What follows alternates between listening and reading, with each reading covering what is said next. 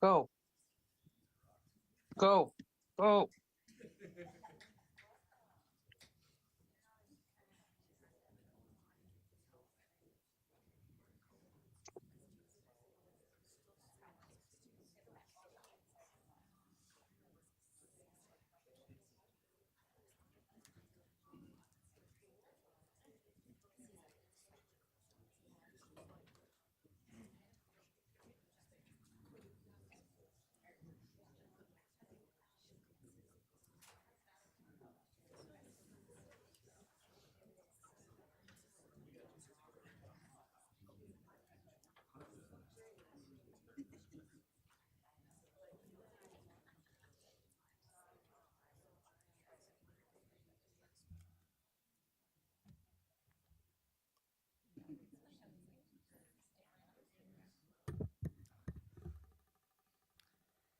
Good evening.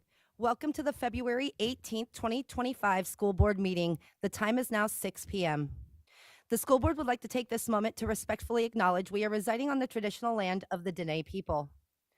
Our mission is to provide an excellent, equitable education in a safe, supportive environment so all students will succeed and contribute to a diverse and changing society. Mrs. Richards, we're doing the Pledge of Allegiance. Mrs. Hardy, would you please lead us in the Pledge of Allegiance? Allegiance to the flag of the United States of America and to the republic for which it stands, one nation, under God, indivisible, with liberty and justice for all. Mrs. Richardson, would you please call the roll? Miss Charlie is excused. Mr. Shannon? Here. Colonel Cole? Here. Colonel Foster? Here. Mr. Burgess? Here. Miss Carol Hubbard? Here. Mr. Doran? Here. Miss Julian? Here. Miss Maple? Here. Mrs. Hardy? Here. Mrs. Burnett? Here. Thank you. The board has a quorum. Up next is our 2025 ASA First National Bank Alaska Wrestling State Champions.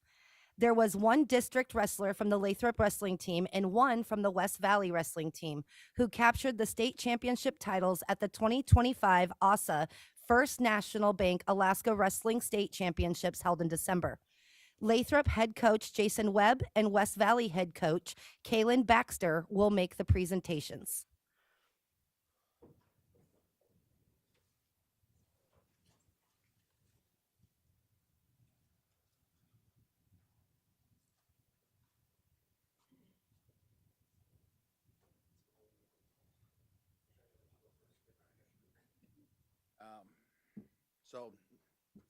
I'm Jason Webb. I'm the head coach for Lathrop Wrestling. It's a pleasure of mine to honor Tanner Roten as Lathrop's and my first state champion as a head coach. There's really not a whole lot more than I can say about Tanner other than he's just like every coach's dream. That kid works so hard, and it's like the kid you'd want to have in your classroom if you were a teacher. Does everything he's been asked to do, and I just can't say that I can't say I've ever been more proud of an athlete in my life. And so, Tanner Roten, first place at 103 pounds for Lathrop High School.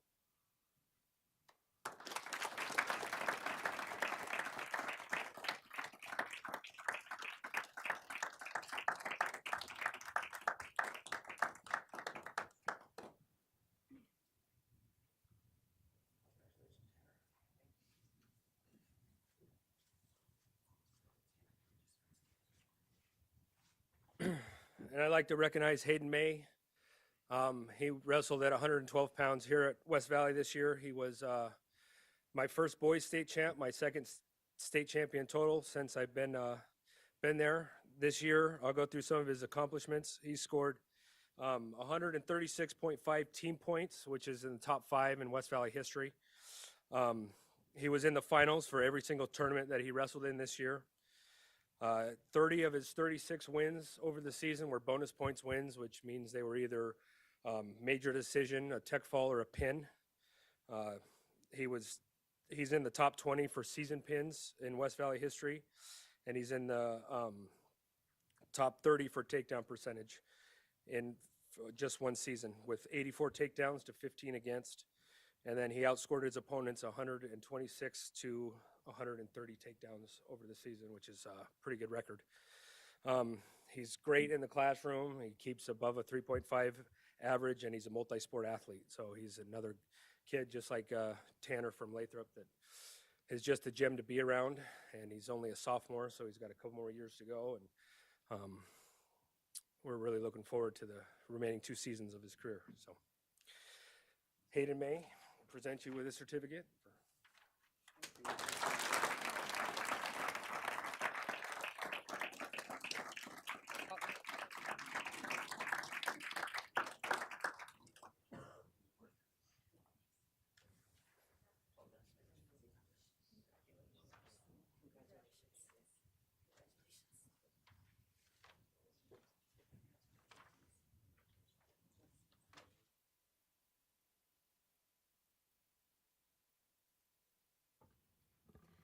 Up next on our agenda is the ESP of the Month.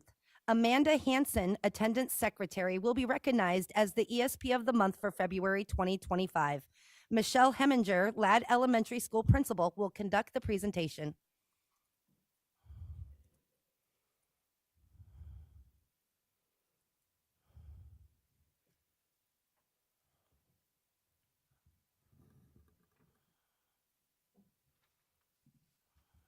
Good evening, members of the community, school board, and the district administration. It's my pleasure to introduce you to Mrs. Hansen, the attendance secretary at Ladd Elementary School and February's extra special person.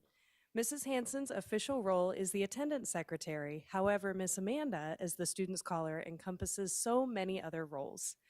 As attendance secretary, Mrs. Hansen is a first point of contact for our students and families.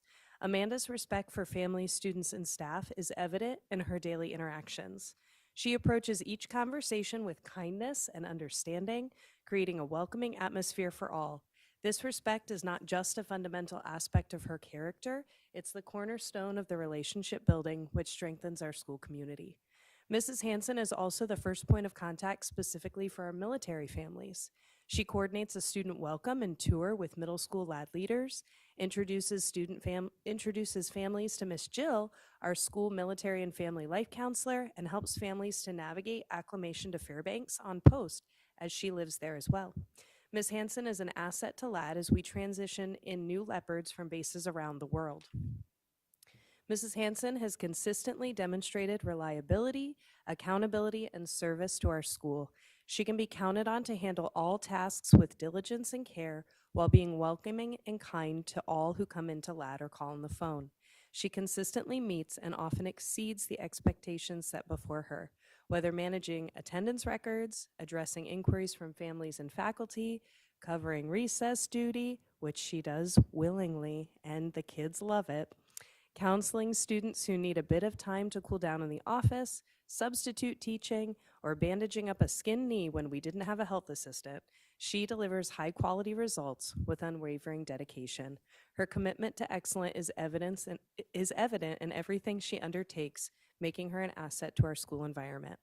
In summary, Mrs. Hansen would rather give this award to anyone else, as she is so giving, but I'm happy that we can spend at least February proclaiming that she is extra special for everything she does in service for our Ladd Leopards.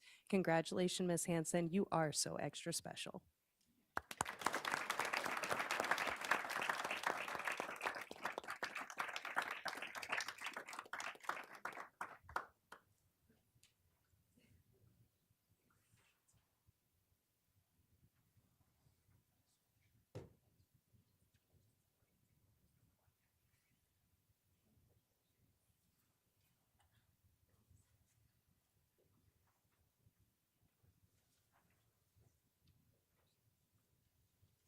Up next on our agenda is the Excellent Educator Award of the Month. Rebecca Minima, teacher of Star of the North, will be recognized as the Excellent Educator of the Month for February 2025. Andrew Lesh, head teacher, will make the presentation.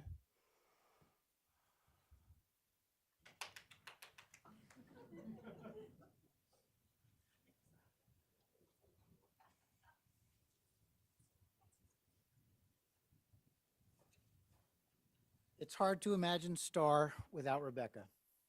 She is both our science and math department, also teaches health, statistics, PE. On the way over here, she dropped her students' artwork off at the art contest. She fills the bird feeders, waters the plants, and has ideas about everything we do. But the way she really demonstrates her excellence is her standards. She has very high standards for our students.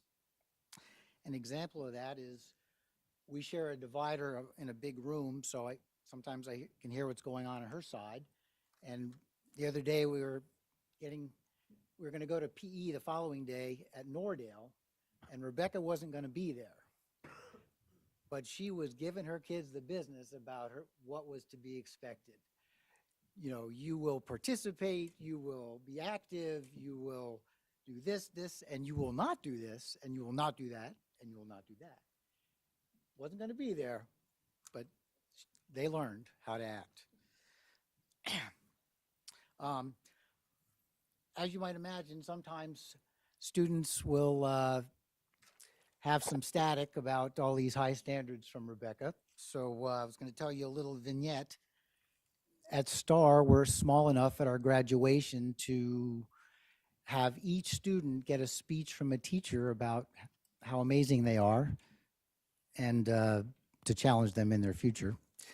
And so we have this girl who has clashed with Rebecca on what excellence means.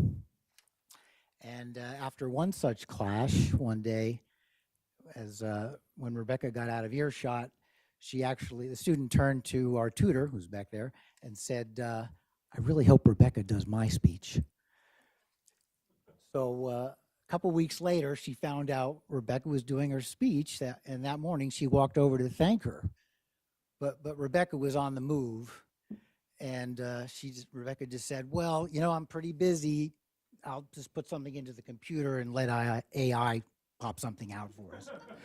And the girl just erupted with, don't you dare. And Rebecca just laughed and kept walking. Thank you, Rebecca, and congratulations.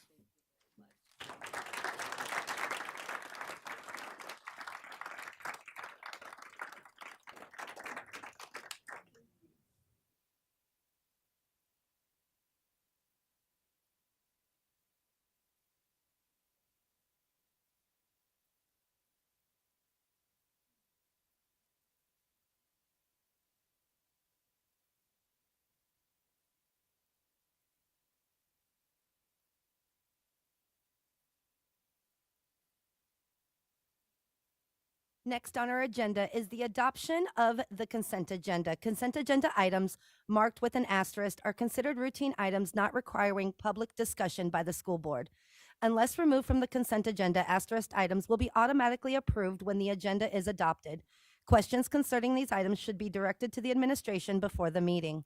If the superintendent or a member of the public wishes to have an item removed from the consent agenda, the request must be made to a board member anytime prior to the start of the meeting. The board member has the discretion to accept or deny the request. Only a board member may remove an item from the consent agenda. If an item is removed from the consent agenda, it shall be considered separately as the last item of new business. Asterisk items will then be adopted by one single motion. May I get a motion, please? Move to adopt the agenda with consent items. Second. Mrs. Richardson, would you please call the vote? Colonel Foster, Yes. Colonel Cole, Yes. Mr. Shannon, Yes.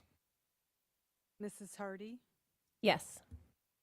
Miss Maple, Yes. Mr. Burgess, Yes. Miss Julian, Yes. Miss Carol Hubbard, Yes. Mr. Doran, Mrs. Burnett. Yes. Thank you. Motion carried. Thank you. Up next is public comments on reports and non-agenda items. During this section of the agenda, the school board welcomes public comments on non-agenda topics. This is an opportunity for community members to be heard. The board will note the topics, though no official actions will be taken. Topics may be referred to the administration for further research and future potential action. Board members will not respond to comments or questions made by the public. Concerned citizens should first discuss matters with the superintendent or designee. After the superintendent or designee has heard the concerns, they may be brought to the board. Individual students and district personnel may not be discussed in public testimony. Please contact the district office to route concerns about individual students or district personnel through the appropriate channels. Members of the public will be given the opportunity to speak on agenda items at the time the item is introduced for action and/or discussion. Once the agenda is published, testifiers should email or call the school board office by 4 p.m. on the day of the meeting to sign up for public testimony. Students who have signed up in advance or are in the room and wishing to testify will be called upon first, followed by members of the public who have signed up in advance in the order in which they have signed up. If time remains, anyone else in person will be invited to testify until the 1-hour time limit has been reached. A sign-up sheet is available in the boardroom before the start of the meeting for those who have not already signed up in advance. Speakers are limited to 3 minutes each and should provide their first name, spell their last, and state their area of residence. At this time, do we have any students in the audience who wish to come forward and testify? Not seeing any, we will move on to our list. Up first, we will have Heidi Wood.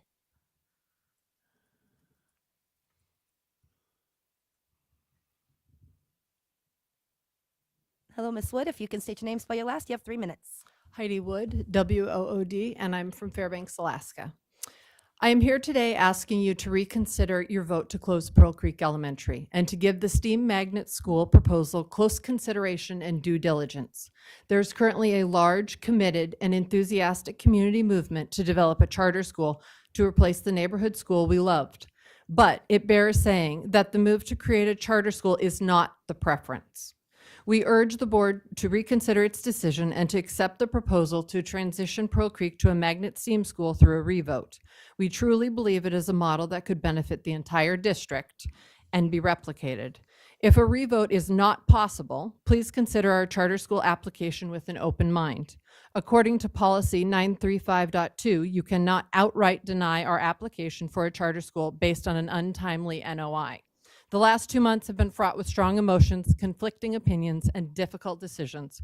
But it is the school board's duty as elected officials to serve their electorate, to give viable community-developed proposals unbiased review and due process, not to double down when met with resistance. On February 10th, we filed an NOI. Alaska statute on the formation of charter schools reads that a school district shall offer the right of first refusal for a lease of space in an existing school district facility or in a facility within the school district that is not currently being used as a public school. Charters being established and existing operating charters have the same status under the law for this purpose. We notified the district of our intent to occupy 700 Auburn Drive. Today, we filed our complete charter application. It is our position that we have a legitimate and statutorily protected claim to the location. We were concerned and distressed to hear that, after filing our NOI, the district contacted the watershed head teacher to resolicit interest in the same building, despite the building being offered to an existing charters previously without interest. We believe it is not just an action undertaken in bad faith, but one taken over top of our defined rights. This action, taken together with open remarks by a few school board members to thwart the formation, our charter has left us with concerns that the district may proceed in this fashion. This clearly demonstrates that the district is financially willing and able to increase the charter school enrollment, but they are seemingly unwilling to do that for the Pearl Creek community proposal. This is highly unethical and alarming, to say the least. Please resist the irrational human urge to outright refuse proposed alternatives to your decision. We are all parents and all care about public education. We have all made decisions for our children. We have all had to advocate, even in opposition to people we care about, when faced with a situation where we know what our children need. I want to believe that you are all making informed, ethical decisions in good faith, and I want you to know that I am doing exactly the same. Thank you for your testimony. Up next, we will have Shauna Henderson.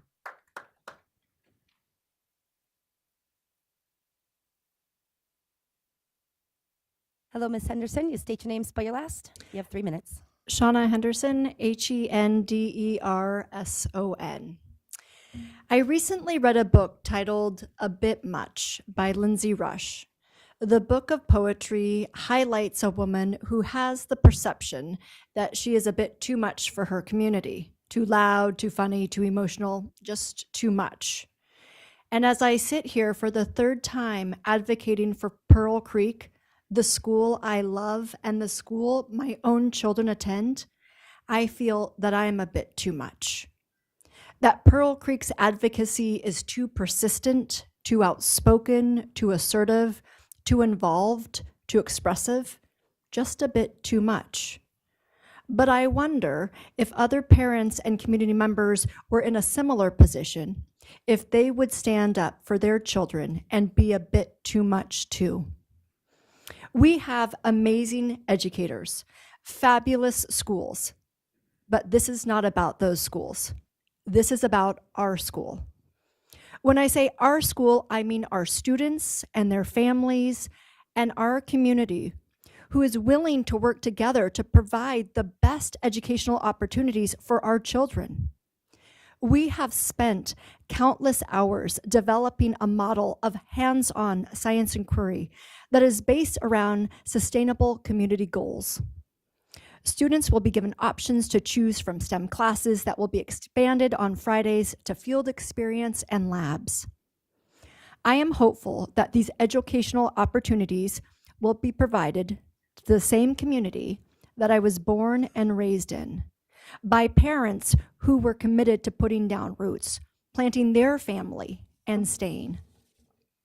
I am invested in continuing to find solutions for families that want to persist, who want this community to continue, to increase our capacity. Pearl Creek is seeking solutions.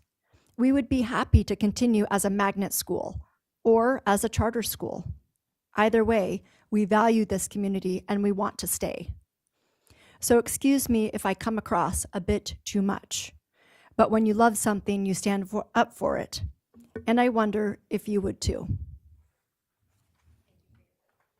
Thank you for your testimony. Up next, we will have Josie Hollett.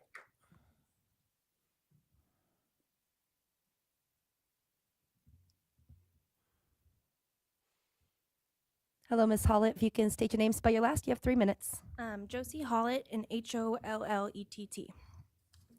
Midnight Sun was not and is not seen or represented by anyone on the school board. We tried advocating during the closure process, but we couldn't get anyone to have a conversation about our school or ideas. And now because of this, our kids will be shoved into buildings at over 90% capacity, hoping that they get the same level of education and the same opportunities as they do now.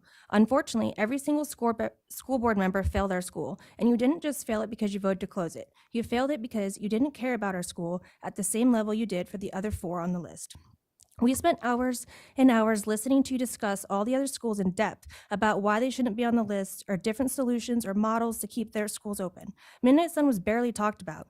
We may not have some of the same obstacles that other schools have, but we do matter. And I am asking for an ounce of the respect and interest that the other schools got, and for you to have a true discussion on reversing your decision and keeping our school open and merging Star of the North with it.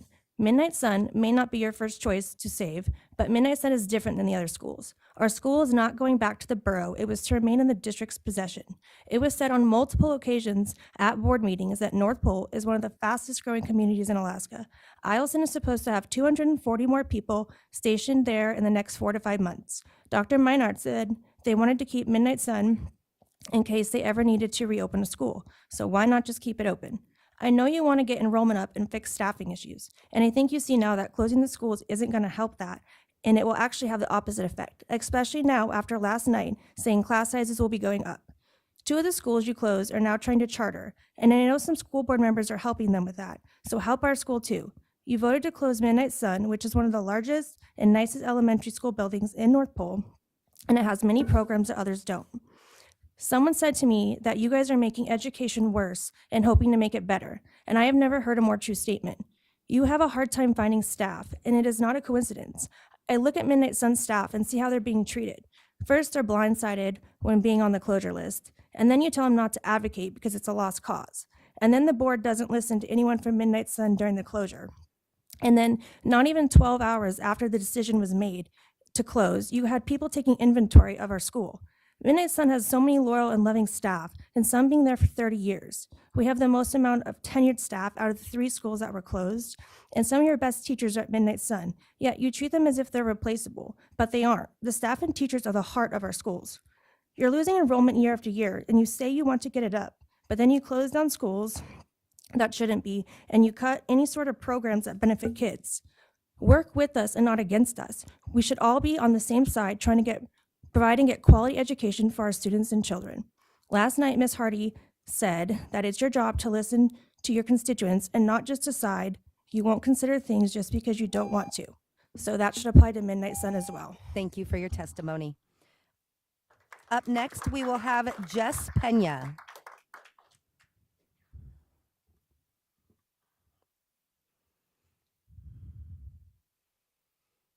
Hello, Ms. Pena. If you could state your name, spell your last, you have 3 minutes. Jess Pena, last name Pena. I live in Fairbanks. My name is Jess Pena. I'm the executive director at Fairbanks Arts Association, and I'm here to talk about Up with Art, our annual art show for FNSBSD students. At Fairbanks Arts, the month of March means that our Bear Gallery on the 3rd floor of the Centennial Center for the Arts over there in Pioneer Park is packed with student artwork. The online registration window for student participation in Up with Art is open now, and the deadline to register is coming right up this Friday, February 21st at 5 p.m. All students in grades K through 12 enrolled in a district-affiliated institution are invited to submit 1 artwork made at school or home to Up with Art. Artworks must be registered online before the 5 p.m. deadline this Friday to be in the show. Registrations can be submitted by a teacher or a guardian on behalf of a student. Up with Art opens on the first Friday of March, and student artwork will remain on view in the Bear Gallery from March 7th through 29th during National Youth Art Month. This special show, which hit a milestone 50th anniversary in 2024, is a celebration of the skills and creativity of our students and the importance of arts education in our district. For high school students heading into creative fields, Up with Art is also a valuable opportunity to add an exhibition to their resume. To celebrate the opening of Up with Art, a reception and award ceremony will be held on First Friday, March 7th from 5 to 8 p.m. for middle and high school students. We encourage educators, friends, family, and supporters to attend. On Sunday, March 9th from 2 to 3 p.m. in the Bear Gallery, a reception and award ceremony will be held for elementary school artists and their supporters.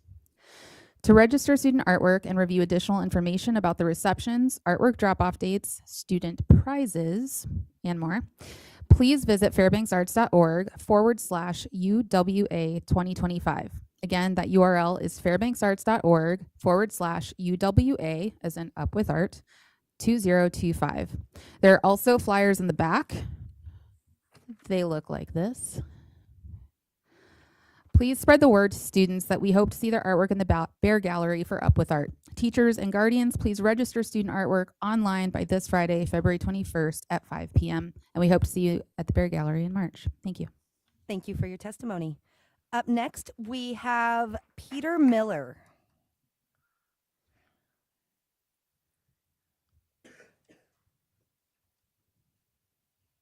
Hello, Mr. Miller. If you could state your name, spell your last, you have 3 minutes. Hey, Peter Miller, Miller. Thank you, school board members, for being here and listening to the public input. My name's Peter Miller. I'm a lifelong resident of Fairbanks and a product of all public schools in the district. I also have a master's in secondary education from UAF and a teaching certification to teach secondary science. I subbed for the district since 2016, and during that time I've subbed in almost every school in the district, both primary and secondary. I've worked a lot in outdoor place-based environmental education through Calypso Farm, One Tree, HL, which is a program started by George Atla, and several other grants in the Yukon, Koyukuk, and Alaska Gateway school districts, as well as in this district. I helped in the creation of the curriculum portion of the Pearl Creek STEAM School, and I'm an uncle to 2 students in the district currently attending Pearl Creek. I'm here today to communicate my support for keeping Pearl Creek open as either a magnet or charter school. In the case of the charter, this would require a waiver of the charter application deadline, of which there is ample cause due to the impossibility of meeting the deadline in this specific case, as well as the desire to minimize the disruption to families and communities in the district. I think the same argument is also applicable to the Two Rivers charter application. Why is Pearl Creek worth saving? When I hear people say Pearl Creek isn't unique, I want to tell them that actually every school is unique. As someone who has subbed at over 90% of the schools in the district, both primary and secondary, including Boreal Sun, Watershed, Barnett, including Nordale and Joy before they were shut down, every school you walk into is different. Each school has a unique community, as well as institutional culture, knowledge, and systems that are built over time. The variation is actually quite drastic. When you close a school, you lose that community and those networks. You will lose that institutional knowledge and culture that has been cultivated through decades of teachers and parent volunteers organizing and creating community partnerships and networks. These properties are not transposed onto other schools, they are simply lost. I wrote a letter previously advocating for both Pearl Creek and Hunter, another school I have worked and spent a lot of time at, both as a substitute as well as taking care of and running educational programs in their garden. I commend you all for keeping Hunter open. I think it's a pillar of community year-round for all the people in the surrounding areas and would be a devastating loss for Fairbanks, as would the closure of Pearl Creek. The institutional knowledge, culture, and community networks that have been cultivated over decades offer an environment of innovative, place-based, hands-on, and collaborative learning techniques. Becoming a charter or magnet in this new iteration would focus and refine what has already been cultivated over decades to spur even more accelerated and deep innovations into opportunities for project and place-based, hands-on, interdisciplinary STEAM projects and curriculum that could be utilized by educators throughout the district and beyond. It allows Pearl Creek to no longer be limited by its geographic borders, reaching students from outside and across the district. With the current assault on our public institutions and the political climate on both the state and federal level, I think we need to get extra creative in order to preserve and protect our existing institutions. Beyond that, we need to not only be defensively reactionary, we must co-create and implement a positive vision for a way forward in improving and making our education system better and more resilient. Thank you for your testimony. Up next, we're going to go to Zoom, and we should have Christine White. Miss White, are you on Zoom? Yes, I am. Thank you. If you can state your name, spell your last, you have 3 minutes. Christine White, W-H-I-T-E. I'm in Arizona. Thank you for giving me the chance to talk about an exciting opportunity for the community, Two Rivers Homestead Charter School. I'm honored to share why this school is so important and how it can keep making a difference for future generations.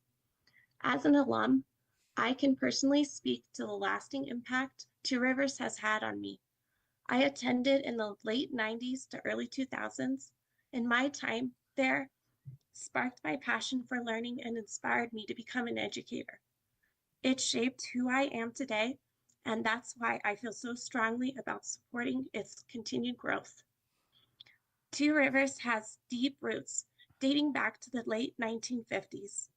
It's built a solid reputation for nurturing creativity, academic excellence, and community.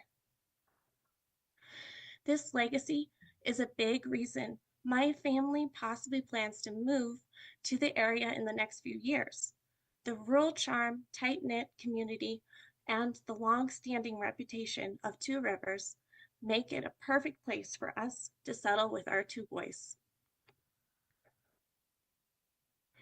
Two Rivers Homestead Charter School isn't just a place for kids to learn, it's where they're encouraged to be curious and creative.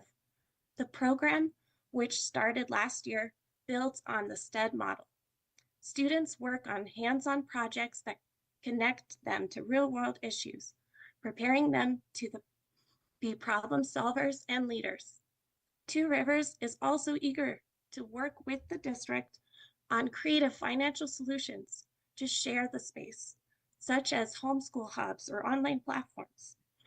These ideas could help better use the space, boost enrollment, and ensure the school's long-term sustainability. Two Rivers is more than just a school. It's a continuation of a legacy that has supported the community for over half a century. By approving the charter, eventually we're increasing options for families, fostering innovation, and strengthening our community. It's a school that will continue to attract families and provide a nurturing, inclusive environment for future generations. Thank you so much for your time and consideration. Please take your time as you look over the letter of intent to give us constructive feedback. I'm excited about the possibility of working together to bring this vision to life. Thank you for your testimony. Up next, we're going to move back into the room and we're going to go to Ben Loeffler.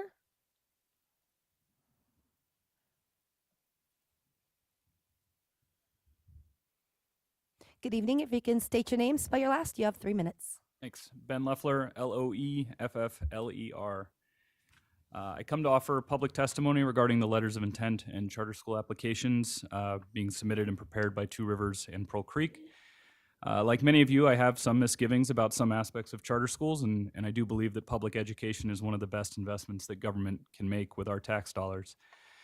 But like it or not, public education today is subject to market forces. Parents have a choice, and they will always choose what they believe to be best for their families and their children. Furthermore, Fairbanks is an eclectic and independent community, and this reality requires our public school system to operate accordingly. 2 weeks ago, the board did not close enough schools to achieve a balanced budget nor to maintain pupil-teacher ratios, much less to reduce them. And in my opinion, the board did not factor in the aforementioned reality of choice in making decisions that could positively impact the budget situation, both now and in the future. Some survey results indicate that perhaps 35% of current students at Pearl Creek would leave the district if it closed, which would more than nullify the projected savings of closing this neighborhood school. It appears likely that closing Pearl Creek is a cost to the district, not a savings.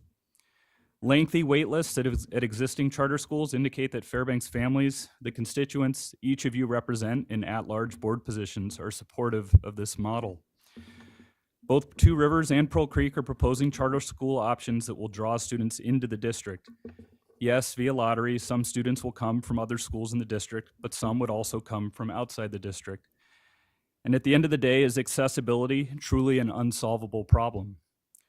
To me, the reality is clear. Closing neighborhood schools decreases in enrollment and exacerbates funding problems, while opening charter schools could increase enrollment.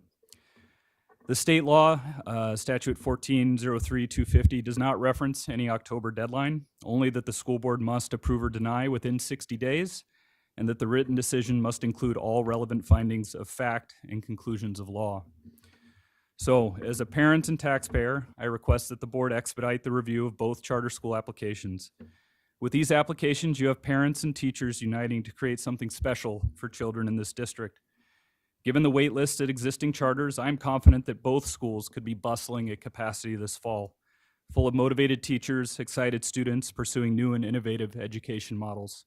How could anyone vote against letting that happen? Thanks. Thank you for your testimony. Up next, we will have Emily Potter.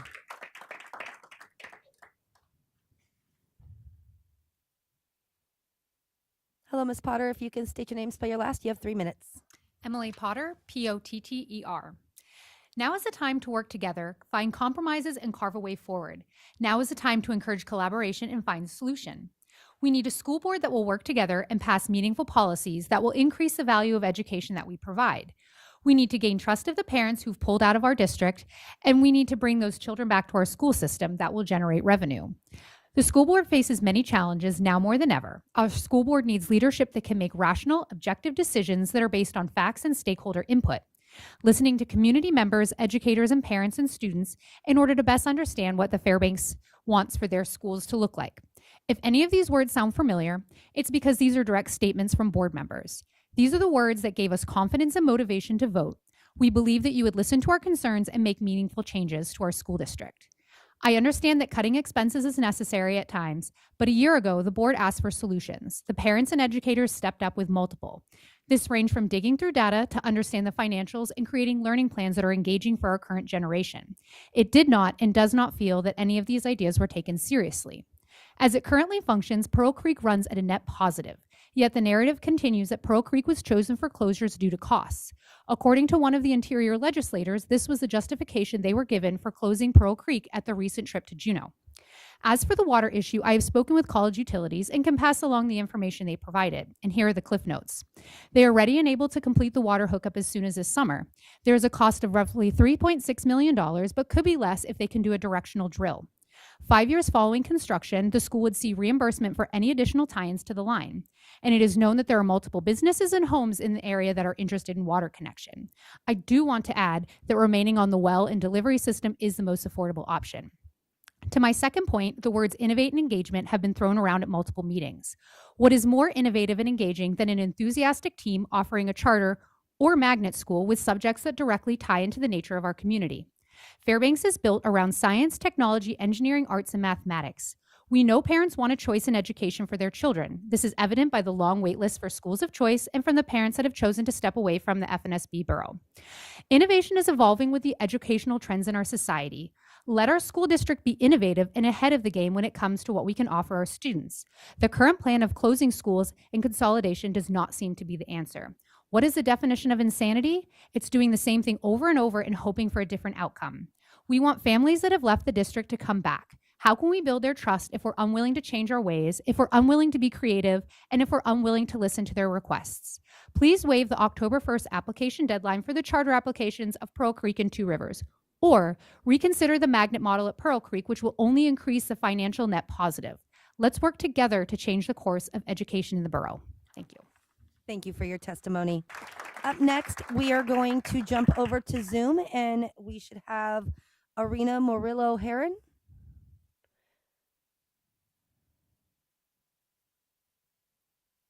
Hello, good evening. This is Arena Heron, Herrin. Fantastic. Go ahead. You have 3 minutes. Thank you. Dear School Board, I reside in Fairbanks. I am a parent of 2 daughters currently attending private school. I am an instructor at UAF, and I care about how we shape the education system for our community. Like hundreds of families each year, our family was on the wait list for enrollment in local charter schools. Having recently moved into the Pearl Creek district, our plan was for our daughters to attend Pearl Creek this fall. I have been deeply moved by the remarkable efforts of parents, teachers, and the community in working to transition Pearl Creek into a charter or magnet school for the upcoming fall. This school is a cherished institution, and the outpouring of support to ensure its future reflects the dedication and unity in our community. The extensive work that has gone into analyzing the budget and preparing for this transition is a testament to that commitment. I urge you to waive the October deadline for establishing Pearl Creek as a charter school. The school has proactively positioned itself for this transition, whether as a charter or magnet school, and granting this waiver would be a tremendous victory for our community. Moreover, it would set an important precedent that could benefit other schools such as Two Rivers. While Pearl Creek may be able to transition to charter status by the 2026-2027 school year, delaying this process by a year would cause significant disruption to families, students, and educators. A 1-year gap would be detrimental to everyone involved. I ask you to be the leaders our community needs in this moment. Admittedly, we will not be enrolling in the school district this year if Pearl Creek Magnet or Charter School is not established, because I am trying to avoid this exact disruption for my kids. We are living in unprecedented times where public trust in institutions is at an all-time low. Show us that at the local level, leadership still serves the people, that this is where real change happens, where communities and children find protection and support.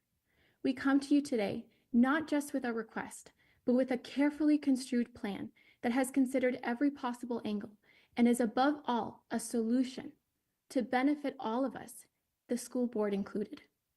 There is only one possible and logical course of action to take, and I hope that you will do the right thing. Thank you for your time and consideration.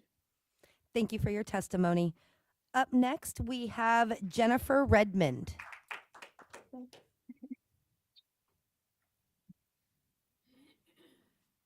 Hello, Ms. Redmond. If you can state your name, spell your last, you have 3 minutes.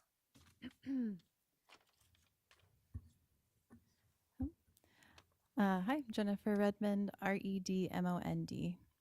Thank you, Board, for your time today. I'm here as a parent to support Pearl Creek STEAM and answer a few questions. I've been asked a few questions, such as, will the school district have to close another school if not Pearl Creek? I don't know. I don't have all the details of the district deficit, but what I can tell you is Pearl Creek is definitely not contributing. Based on publicly available information, Pearl Creek enrollment revenue brings in more than the cost of running the school. The second question is the district saving money by closing Pearl Creek? Based on our community survey, 136 students from Pearl Creek will leave the district. This will lose an additional $1.3 million in revenue that was not factored into the fiscal year 26 budget. And last, is Pearl Creek STEAM a fiscally responsible decision? Based on our STEAM proposal, Pearl Creek STEAM has the potential to bring in even more revenue than it previously did. By opening up the boundary lines, we have an estimated enrollment of 526 students in the first year. Pearl Creek STEAM will have a drastic revenue increase from enrollment, eligibility for STEAM and charter grants, and can fundraise. We are already garnering business sponsorships for transportation. One primary strength of Pearl Creek has had since I was there 25 years ago is creating community partnerships. So not only is Pearl Creek fiscally responsible, but is also a movement, inspiring organizations throughout our community who are starting to ask themselves, what can we do to save Fairbanks schools? What can we do to fight for our communities? So is Pearl Creek STEAM a fiscally responsible decision? Absolutely, yes. In the first year, we have more than enough funds to fund the school and be self-sustainable, and would be able to cover unforeseen costs and help the deficit. Seeking self-sustaining funding and flexibility in the Pearl Creek system, the charter school model protects our students and teachers and the community from existential fiscal shortfalls. Pearl Creek STEAM is not only fiscally prudent, it's the answer. Pearl Creek STEAM will revitalize the FNSBSD during its fiscal crisis through strategic business decision, diversification of funding sources, and strengthening community partnerships so that we may respond to the ever-changing political and community climate. I can't tell you all the answers, but I can tell you one thing. I'm a proud Puffin alum. My kids will be proud Puffin alums, and we will continue to inspire our community, your community, our district, because we are inspired, compassionate, and involved. Thank you. Thank you for your testimony. Next, we're going to move back over to Zoom, and we should have Caitlin Freeman. Ms. Freeman, are you there?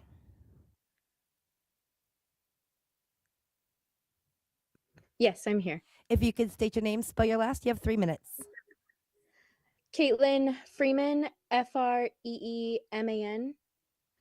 Welcome back to the discussion on school closures. I initially thought we were done discussing this, but I find it important to revisit the vision of the board shared with us during the discussion of Two Rivers closure. As of now, our letter of intent has become the Two Rivers Homestead Charter has been submitted to the board. I'm here to ask for your support in our charter application as promised by the board. My family returned to Alaska for this school. This is the one place out of all the duty stations where we felt supported, welcomed, safe, and proud of the education our kids were receiving. Losing the school once due to military orders was the hardest thing for our family. We stayed positive, we looked to the future, yet our kids suffered and so did we. We chose the stability we had found in our small community over the stability of a military paycheck and healthcare. As parents who have 5 many humans to protect and provide for, we were scared of the uncertainty and the financial burdens we were about to take on. Were our hearts just tricking us into thinking this school and community was the best place on earth for our family? We wouldn't know this answer until we returned for a short vacation and realized this is where we were meant to be.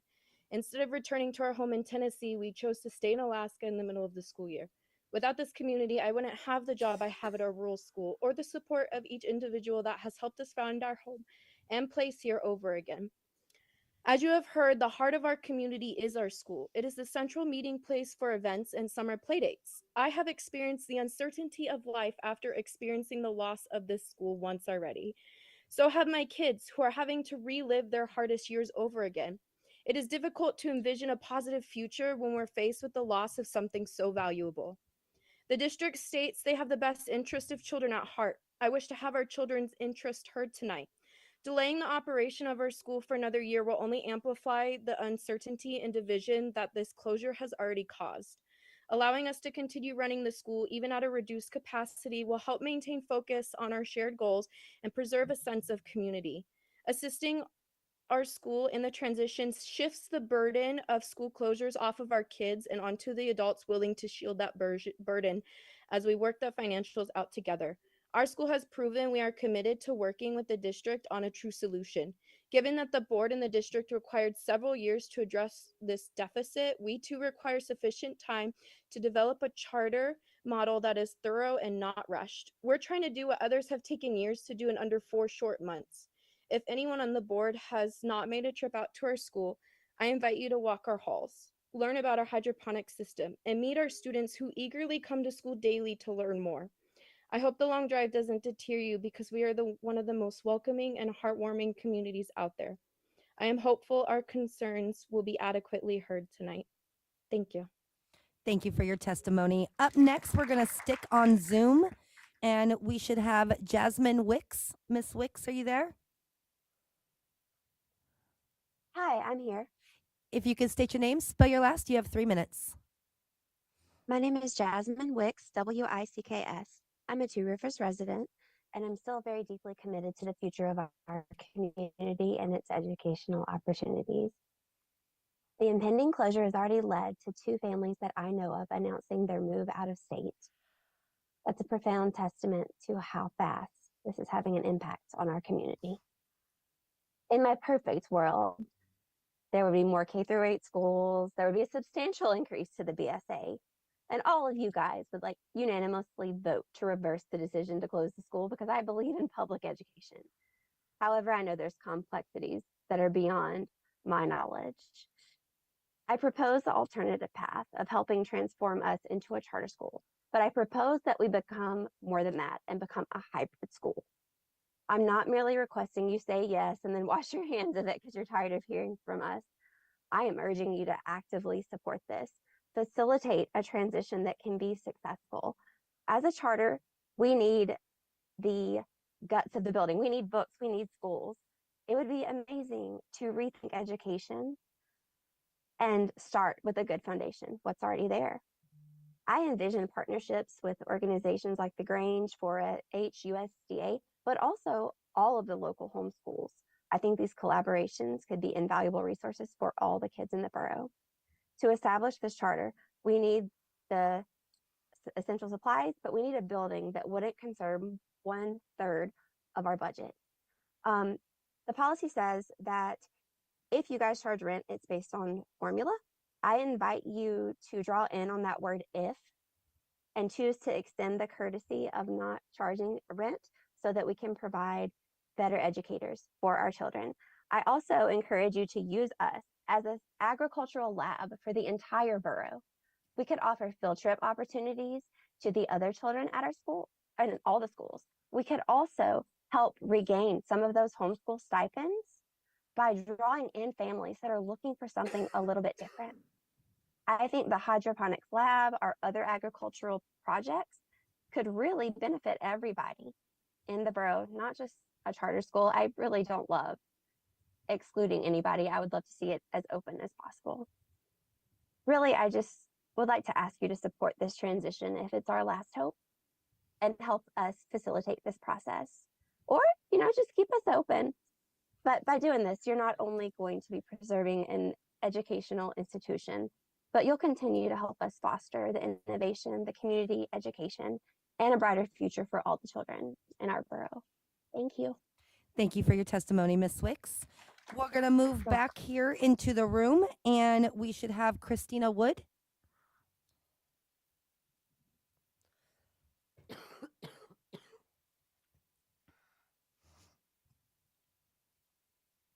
Good evening, Ms. Wood. If you could state your name, spell your last, you have 3 minutes. Christina Wood, WOOD, Goldstream. Good evening, School Board. I would like to speak about Pearl Creek moving forward as a STEAM charter school. I never thought I'd be this involved in my children's schooling as president of the ABC Parent Co-op Preschool and now helping Pearl Creek move forward with the charter school application, but I'm stepping outside my comfort zone. We never had a doubt that our kids would go to public school, as both my husband and I have. Whenever anybody would ask what school our boys were going to go to, we would always hear, "You're so lucky." When it was put on the closure list and I went to a meeting at Pearl Creek where the STEAM Magnet School idea was presented, I thought, this is amazing. It wouldn't be a huge change to how the school is already functioning and opening up to more families so they could experience this as well, a win-win for the community. This is what the community has overwhelmingly said that they want. Just look at the wait lists on all the existing charter or magnet schools in town. Watershed alone has a wait list of 423. In a survey we put out to the public asking for feedback on Pearl Creek as a charter school, we received 54 responses, and the most important factor to making it accessible to their families was them getting in. The school being open next year and accepting students outside what the school boundaries are right now. Some are currently homeschool students in other districts that have said if Pearl Creek is open as a STEAM school, they would enroll. When we asked what they would like to see in a STEAM school, the number one answer was outside recreation with life skills and an education that focused on the whole person, not just sitting at a desk. A majority of this is already done and would have more emphasis on it.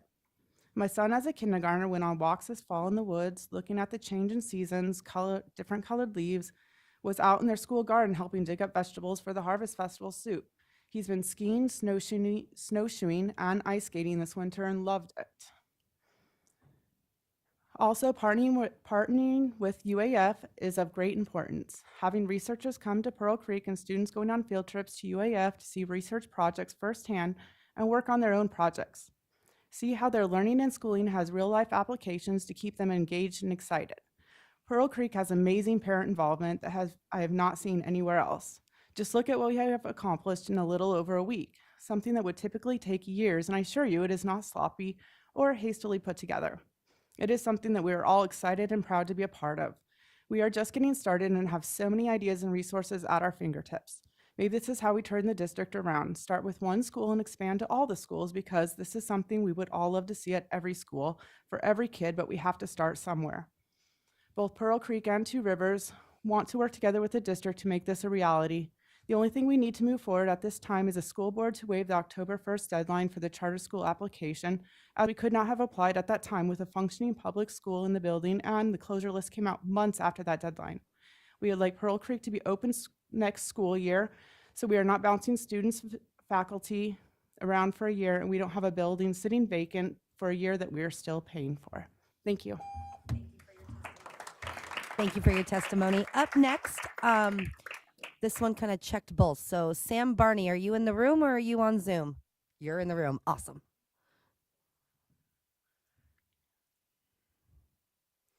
Hello, Mr. Barney. If you can state your name, spell your last, you have 3 minutes. I thought it'd be good to be here in person. Samuel Barney, last name Barney. I live in the Two Rivers community, and I just got to say, holy cow, Pearl Creek is a force to be reckoned with. I'll never look at a real pup in quite the same way again. Having taught there's a long-term sub, I can tell you that they are no joke. They're pretty amazing. But I'm here. Thank you for the opportunity to speak with you today. I'm here today as a parent of children who attend Two Rivers School. I have 4 children currently attending the school in 2nd, 4th, 6th, 5th, and 6th grades. I also have 4 older children who are all alumni of Two Rivers School. And yes, if you're keeping track, that is 8. Maybe I'll open up my own school. I have loved having my kids attend Two Rivers School, especially having the agroforestry sciences framework that has been operating under for many years, but for the last year in earnest. They have adopted the Homestead model, STEAD being an acronym for Science, Technology, Environment, Agriculture, and Design, with a focus on place-based project learning. Not only is this excellent hands-on experiential learning, but it has real-life applications and consequences. From food security in our state to concerns about the health of our nation and the unsustainable practices of mass corporate farming, under this model, students, my children, are working on real-world issues while learning about and addressing workable solutions. As I've been speaking with other parents outside of our attendance area about Two Rivers Homestead School, they said excitedly that they would drive their kids to go to school out there if we were kept under that same model. A school like this is needed now more than ever. I've attended several farm conferences, and there's a big statewide one down in Wasilla that I'll be attending to address some of these things. You have received a letter of several avenues of possible operations moving forward, and I just want to address these and ask you for your consideration. One would be a 1-year transition period, allowing Two Rivers to continue to functioning as a district, under the district as a reduced model for the 2025-26 school year, while we finalize the charter process, secure external funding, and ensure long-term sustainability. This approach would minimize disruptions for students and staff while maintaining education in our community. Second would be an expedited charter approval. Work with us to accelerate the charter process, ensure we meet the state's deadlines to fully staff and open as a charter school for the upcoming school year. And thirdly, a third possibility would be Two Rivers as a homeschool hub and science lab. If a whole school model is not financially feasible, we propose developing Two Rivers as a homeschool resource hub and science lab maintaining our hydroponic units and other hands-on learning opportunities. At the same time, we continue to explore charter. Thank you. Thank you for your testimony. Up next, we will have Shane Powers.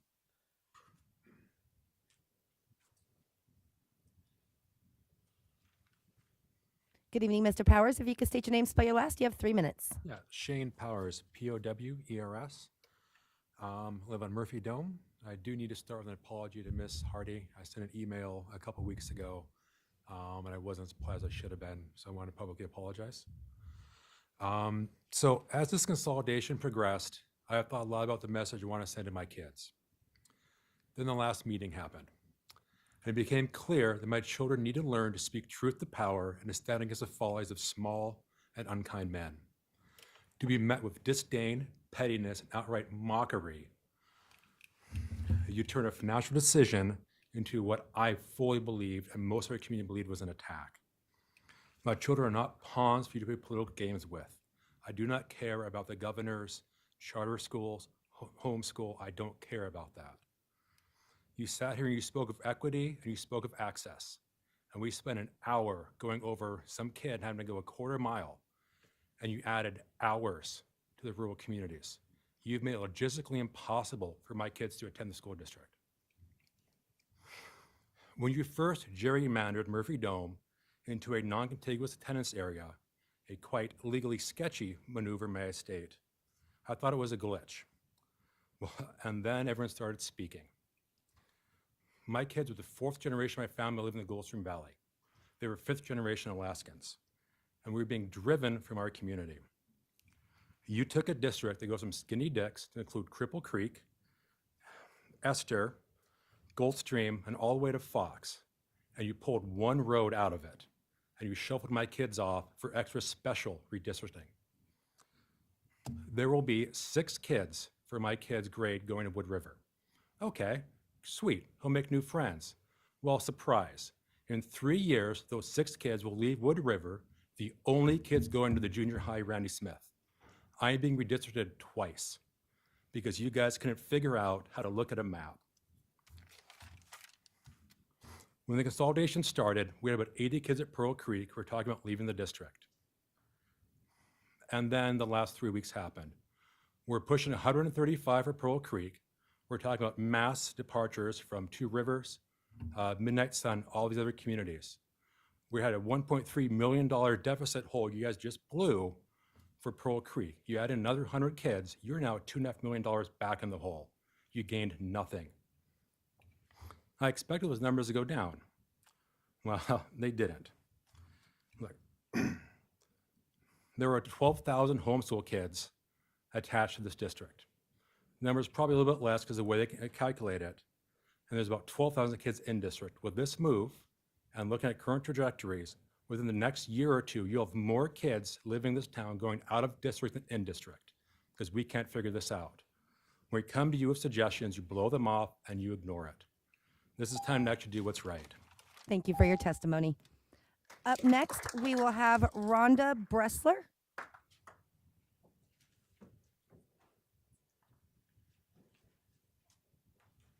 Hello, Ms. Bressler. If you can state your name, spell your last, you have 3 minutes. My name is Rhonda Bressler, B-R-E-S-S-L-E-R. Yep, I got that right today. All right. I am a parent of, I have 2 children. Okay. All right. Okay. I have 2 children that have attended Midnight Sun Elementary School. I rallied the PTA and was their president from 2021 to 2024. And the Midnight Sun community was blindsided because we were listed on your closer list. And then again, we were blindsided when we received your vote on a Tuesday. And then on Wednesday, we had classrooms of distraught children. Sorry, I was gonna do better there. Our community school was not closed because our building was in disrepair. Our community school was not closed because we have low enrollment or we have low staffing. Our community was closed because we were easy to split. because you guys looked at us and said, they'll divide in half easily, and we will displace the 300 students there for 60 students. Please think about your decision. There is plenty of room at Midnight Sun Elementary School for you to combine with Best and Star of the North. There are other ways that we can use the facilities we have there to make sure that everybody fits and add more people into the community that we have already created there. I would also ask that the school board do better at being in our communities. Would you take the opportunity to hold your meetings, maybe at our community schools?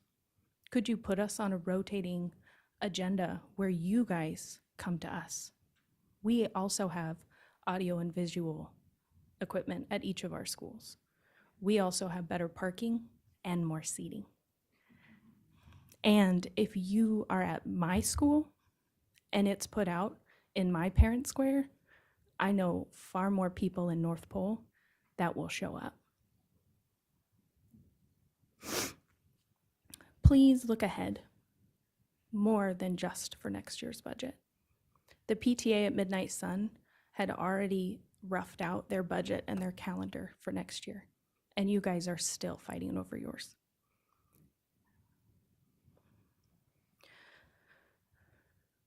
Thank you so much for your time. Thank you for your testimony. Next, we have Blake Isig. Sorry if I said that wrong.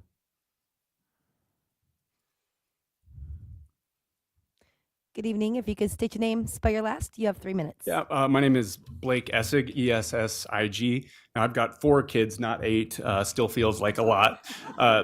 2 currently at Pearl Creek, and hopefully the other 2 will be able to follow in their footsteps. Now, I'm here tonight asking that you all waive the October 1st deadline for charter school applications and to allow for a timely vote for Two Rivers Charter and Pearl Creek STEAM Charter. It's worth noting that the deadline is a policy, which is a general guideline and not a regulation. Now, granting this waiver is both fair and in the best interest of the district and community. The reality here, the October 1st deadline was impossible to meet. Impossible, right? Pearl Creek and Two Rivers closure wasn't decided until 2 weeks ago, February 4th, months after the deadline passed. Denying this waiver unfairly penalizes students, parents, and educators for circumstances beyond their control. Now, regarding Pearl Creek, it's long been one of the district's strongest schools, and there's clearly overwhelming community support for transforming it into a charter school. Not ideal, but these are the cards that we've been dealt. There's also clear demand across our district. Other charter and magnet schools have long wait lists, and families want more options. Pearl Creek has the foundation, the families, the community, and the staff ready to make this transition seamless. We don't need several years of planning to open and operate a school that has been open and operating at a high level for decades. Now, we also have a building, or so we thought.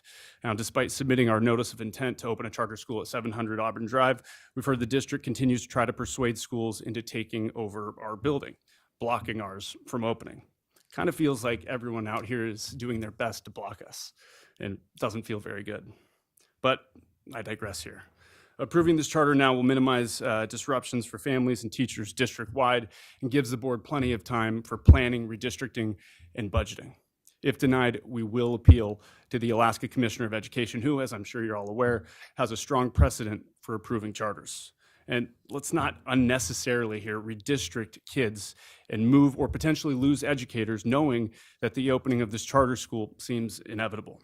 Now, that being said, a lengthy appeal process would only create uncertainty, delay key decisions, and force last-minute budget changes. Granting the waiver and approving the charters keeps the process in your hands and ensures a smooth and well-planned transition. I urge you to act in good faith, not just for Pearl Creek and Two Rivers families, but also for yourselves and for the stability of the entire district. Thank you. Thank you for your testimony. Up next, we will have Janice Daw. Do we have, there she is.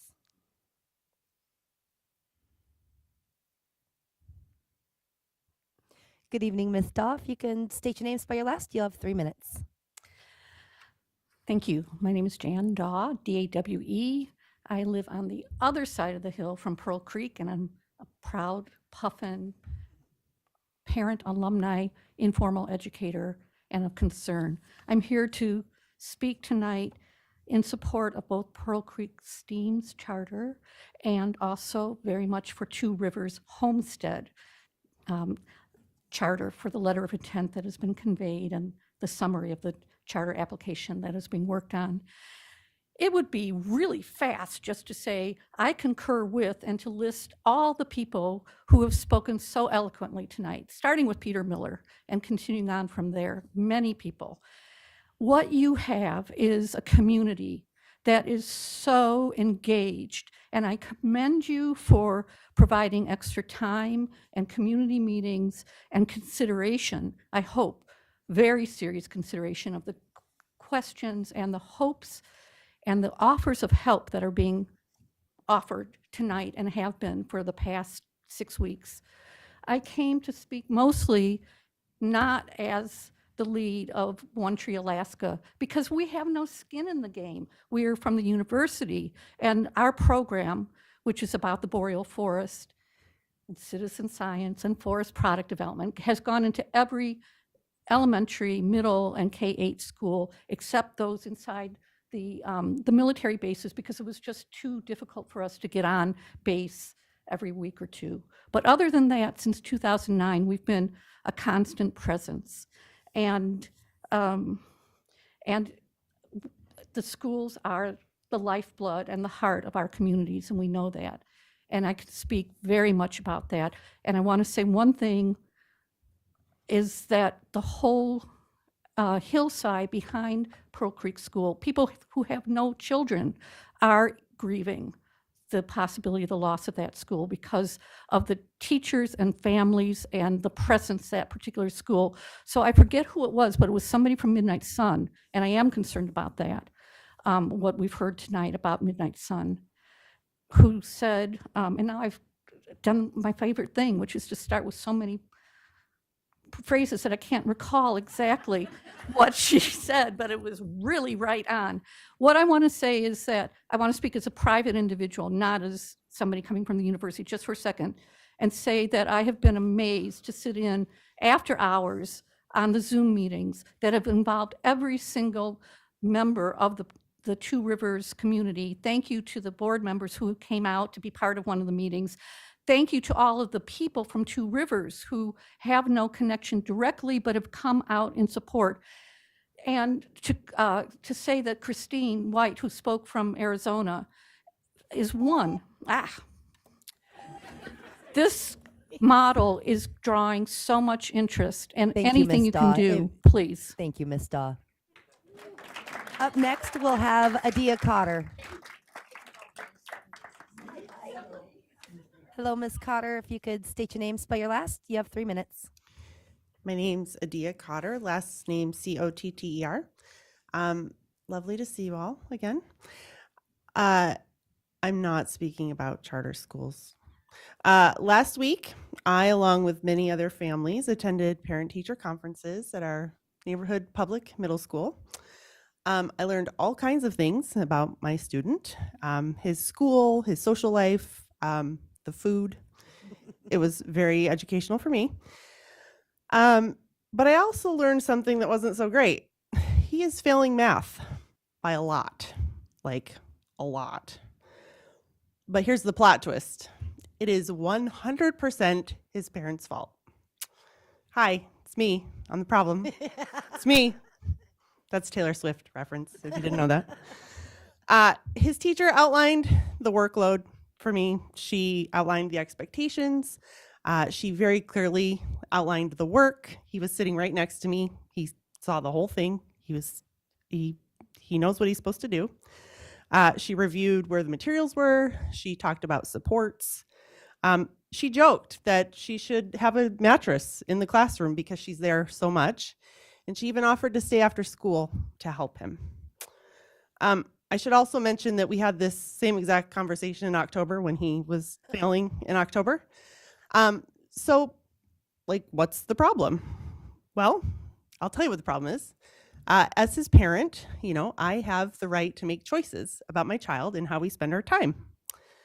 We often choose to go outside and take our dog for a walk instead of doing math. We often choose to watch a film as a family or eat candy on the couch instead of sitting our butts down at the kitchen table and doing our fractions. And, usually there's a lot of tears, mostly his, some of mine. There's often a lot of ice cream, but we are making choices that don't involve me sitting my child down and making him do the work. I'm not saying that my choices are bad, because all of these choices go into having a healthy family, and some of them are good for a healthy child in school.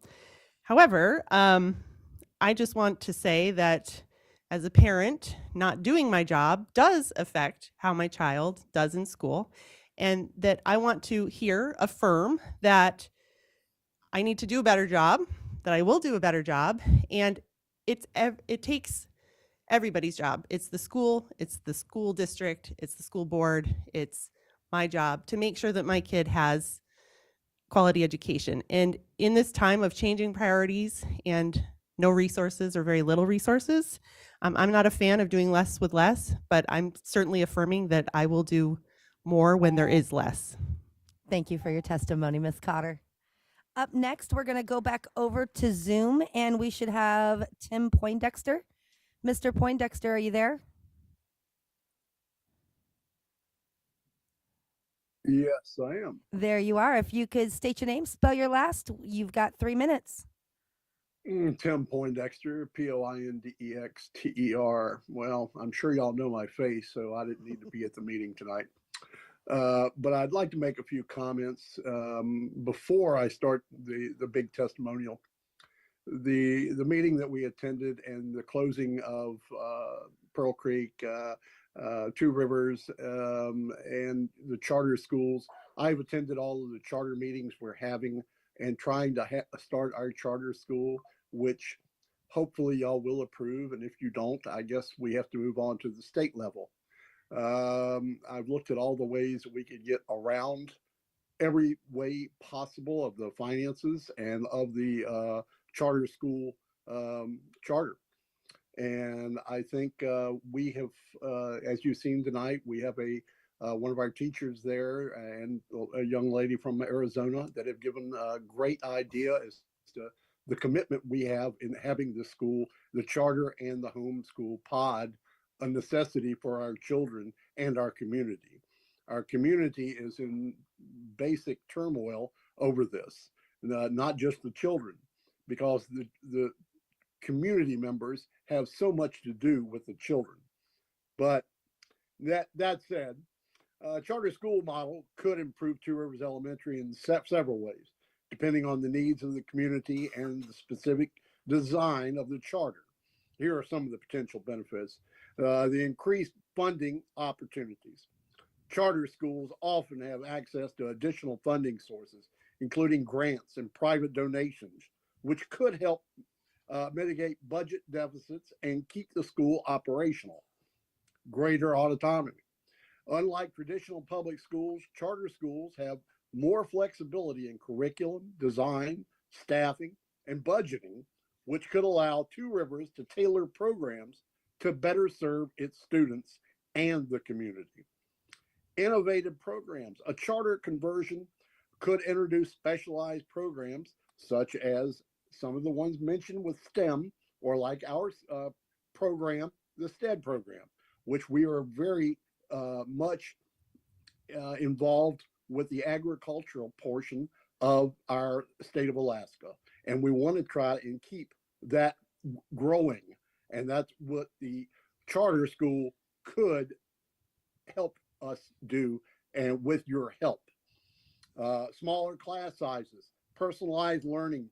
Many charter schools have prioritized individualized instruction, which could improve student outcomes and engagements. Stronger community involvement. Well, charter schools often rely on parent and community partnerships, which could strengthen support for the school and foster a sense of shared responsibility. I want Thank to you, thank Mr. y'all, Poindexter. and hopefully I can help y'all in the future. Thank you for your testimony. Up next, goodbye. we'll come back to the room and we will have Kate Lundell.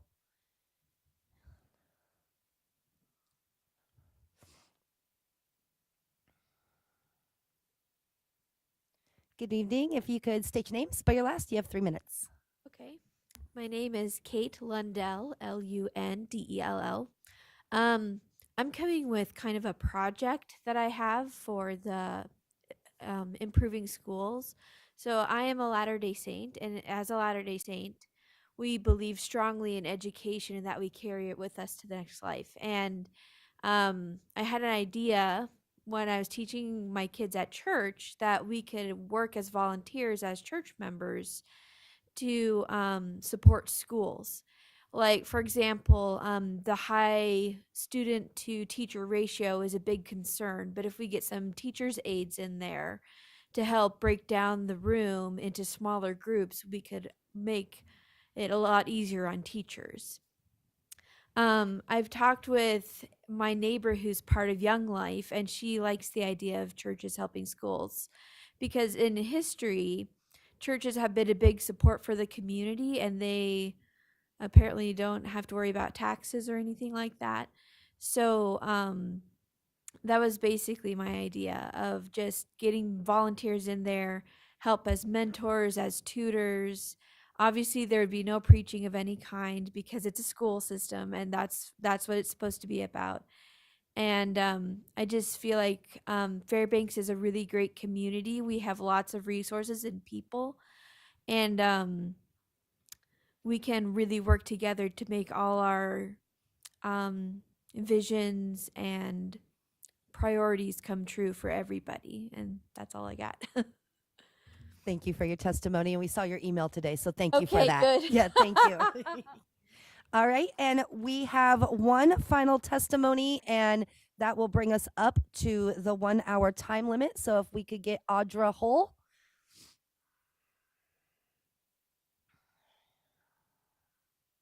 Hello, Ms. Hull. If you could state your name, spell your last, you'll have 3 minutes. My name is Audra Hull, Hull, and we do in fact live in a great community. I am proud to have so many of these parents here tonight. So thank you, you guys. You're awesome. And I don't know if Mr. Barney is still here, but I only have 6 kids. Thank you for the opportunity to speak tonight. I've watched as you have had to make some very hard decisions. After last night's work session, I am aware that there are many more painful decisions that will need to be made. Saying we are in a budget crisis doesn't seem to fully capture the hardship we as a school district are facing. You can imagine my confusion when I found out the district is adding some administrative positions. Those positions are that of assistant principals. I heard a suggestion that the jobs were being created to make sure that the principals that have been at the schools that are closing have a job.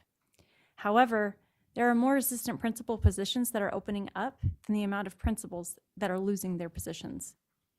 Can someone please explain this in a work session? Why are we adding so many administrative roles during a budget crisis? Where is the money coming from? Thank you. Thank you for your testimony.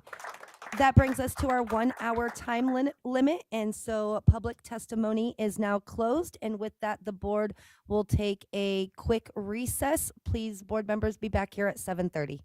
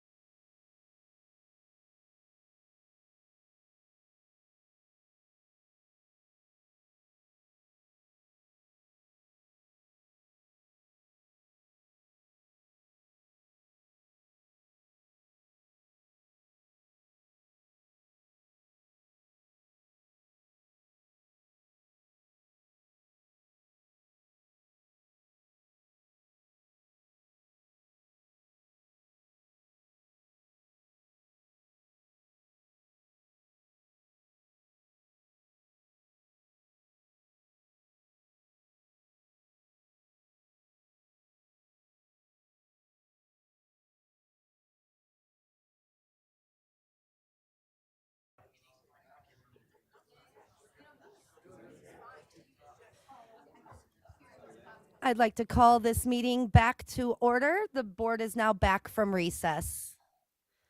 We will be moving on into our Borough Assembly report. Liz Reeves Ramos, Borough Assembly member, will provide the Assembly report, and I do believe Miss Reeves Ramos is on Zoom. Yeah, can you hear me? Yes, we can hear you. Go ahead, Miss Reeves Ramos. Okay, I apologize for not being in person. I am homesick, so I figured I would save my snot nose bratness and just be on Zoom. So, not a lot has happened since the last time I gave the update last month. The one thing that I will say that we are going to be voting on the 26th. So this week is a finance committee meeting and a work session. Next week will be a regular assembly meeting, and we are going to vote on the KIP. And it's, of course, no votes or anything has happened yet, but I would anticipate that there's going to be some movement on the KIP. No guarantees, of course, please don't quote me, but I would assume that there's going to be some movement on KIP projects related to school buildings and deferred maintenance and stuff. Again, that's just an assumption, but we are going to be taking that up on the 26th at our next regular assembly meeting. I know you guys are deep in your budget. We haven't even started ours. I told you guys this last time, but currently we've got three work sessions for our budgets. Our budget works. I'm sorry, I can't think clearly. Budget work sessions. Monday, April 7th after work. I believe we're going to start at 5:30. Monday, April 14th, again at 5:30.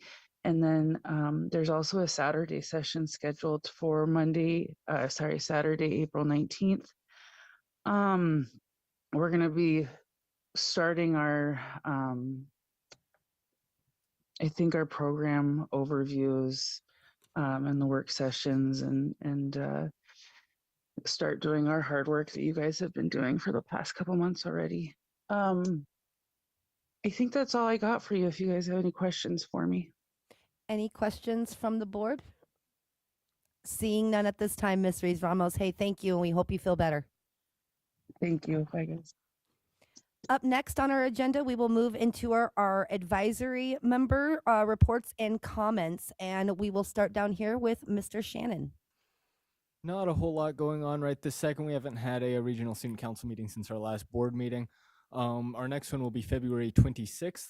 One thing that has come up in my school student council is North Pole will be submitting a bid to host the fall conference for the Alaska Association of Student Governments later this year. So at the spring conference, which will be in April, we'll be submitting that bid and see if we get picked up for the fall conference later this year. So I'll keep you guys updated on that. We might have a OSOG in Fairbanks once again. Any questions for Mr. Shannon from the board? Seeing none, we'll go down here to Colonel Cole. No comments tonight. Thank you, Colonel Cole. Colonel Foster?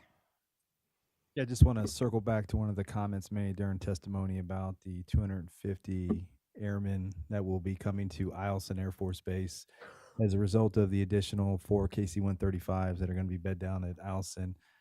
So that was a true statement. Timelines are still to be determined, but there are 250 airmen that are part of that KC-135 bed down. So we have what we call a site activation task force, also known as a SATAF, that'll come here in April. So it's in a team from Headquarters Air Force, and they'll come and they'll kind of work through all those problem sets of what to expect when we bring in 4 jets, 250 personnel. We'll walk through everything from housing, childcare, school.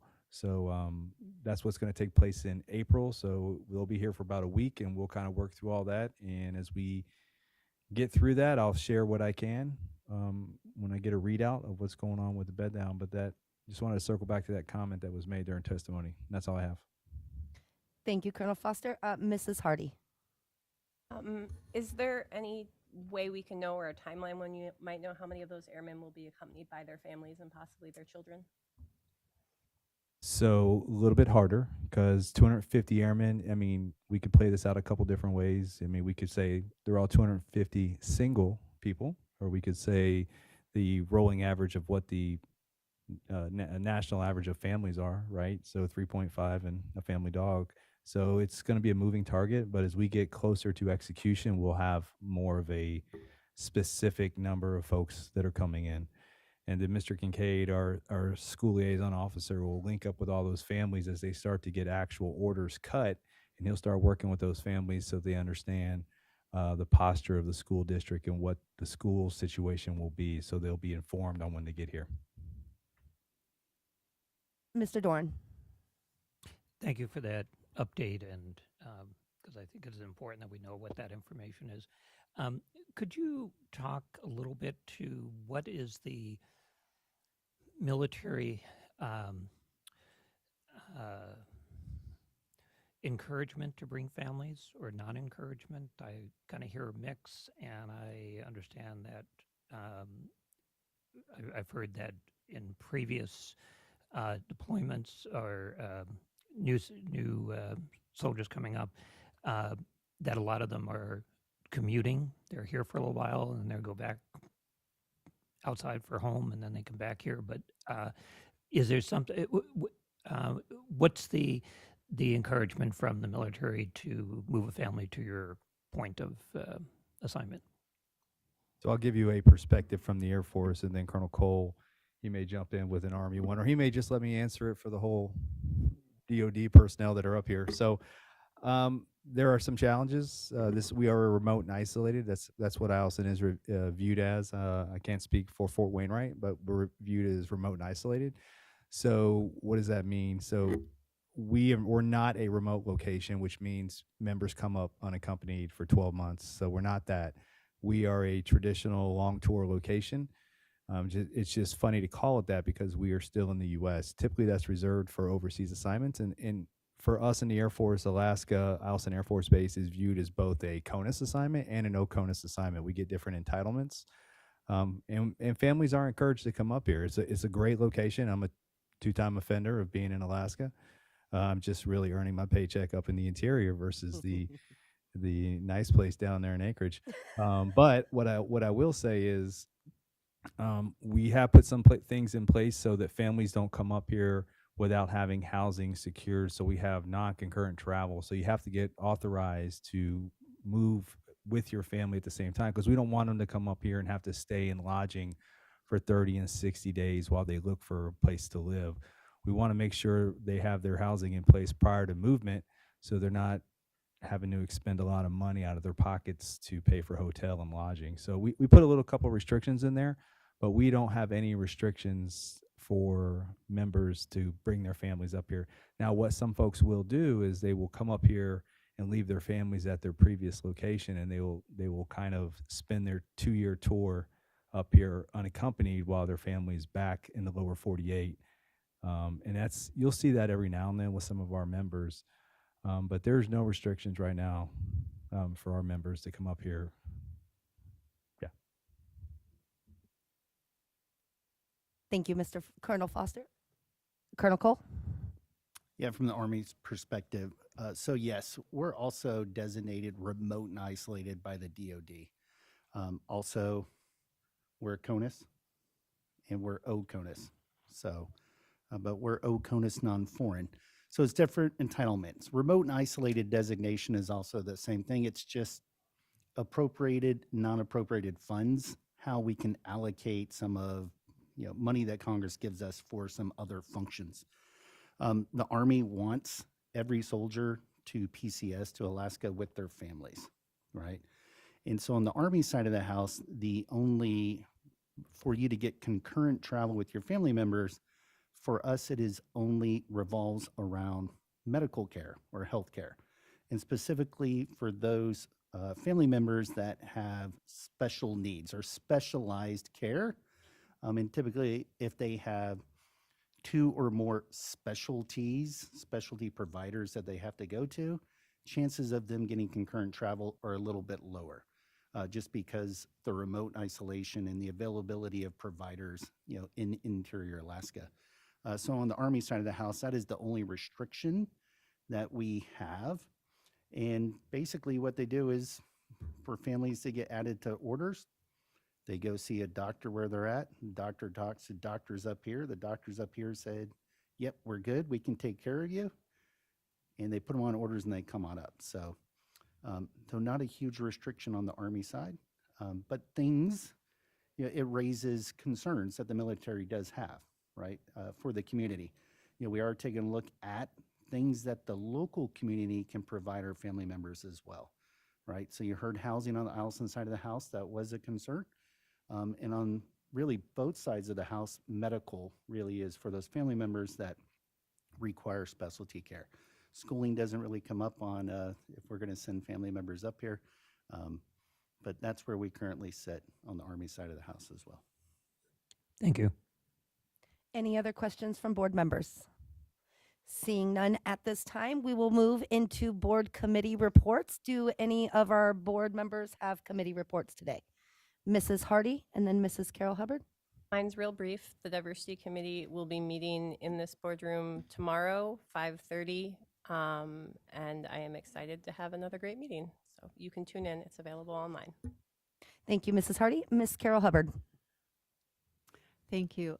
Our last meeting we had was a very robust discussion about developing district unity among schools. We had discussion about how school spirit could be developed into district spirit. And then we talked about developing feeder school events for 5th graders with the middle schools, as well as for 8th graders with the high schools, in order to introduce the parents and the students of both schools in order to develop relationships and then to make the transitions easier for the students and the families. Thank you. Thank you, Miss Carol Hubbard. Mr. Burgess. Thank you. The curriculum committee met on February 6th, and we voted on recommending several curricula for adoption, including CTE for education, art curriculum, music, world language, physical education, and health curriculum. So those will all be coming before the board in future meetings, not all at once, but we will. We did vote to approve, to recommend approval of all of those curricula, and we voted on the recommendation memos as well. Thank you, Mr. Burgess. Any other committee reports from board members? Ms. Julian. Thank you. I'll make mine brief as well. So the next budget committee is going to be meeting on February 26th here in the boardroom at 5:30 p.m. Thank you, Mrs. Julian. And that will bring us to the president's report. First, I want to start by thanking Ms. Maple, Vice President Maple, for leading yesterday's work session. That was very much appreciated. I had to travel for work last week and got stuck down in Anchorage for an extra day as the boss needed some cabinets to be brought back up. And then I never brought said cabinets back up. So that's how that worked out. So thank you, Ms. Maple. Also, over the past few months, my reports have been more serious. So tonight I wanted just to take a few minutes to highlight some of the exciting and uplifting things that are happening in our district. This past weekend, while I was stuck down in Anchorage for work, I also had a chance to partake in some hockey games. The West Valley Wolfpack hockey team competed in the Alaska State D1 Championships hosted by ASA. After clinching the conference championship and earning the number 2 seed in the tournament, the Wolfpack battled hard against Diamond and Colony, securing their spot in the championship game on Saturday. And this was an exciting game. Though they did ultimately fall 3-0 to the number 1 seed West Anchorage Eagles, with an empty netter settling the final goal, the Wolfpack played an absolutely incredible game. These boys should be so proud of themselves. Their fight, their determination, it was spot on.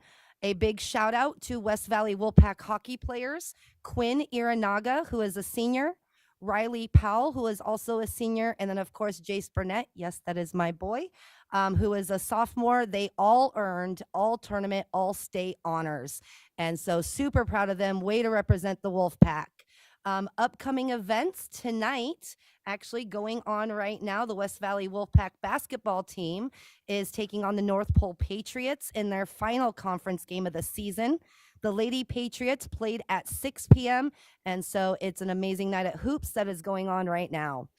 Starting Friday, the North Pole High School Music Department presents Roger and Hammerstein's Cinderella.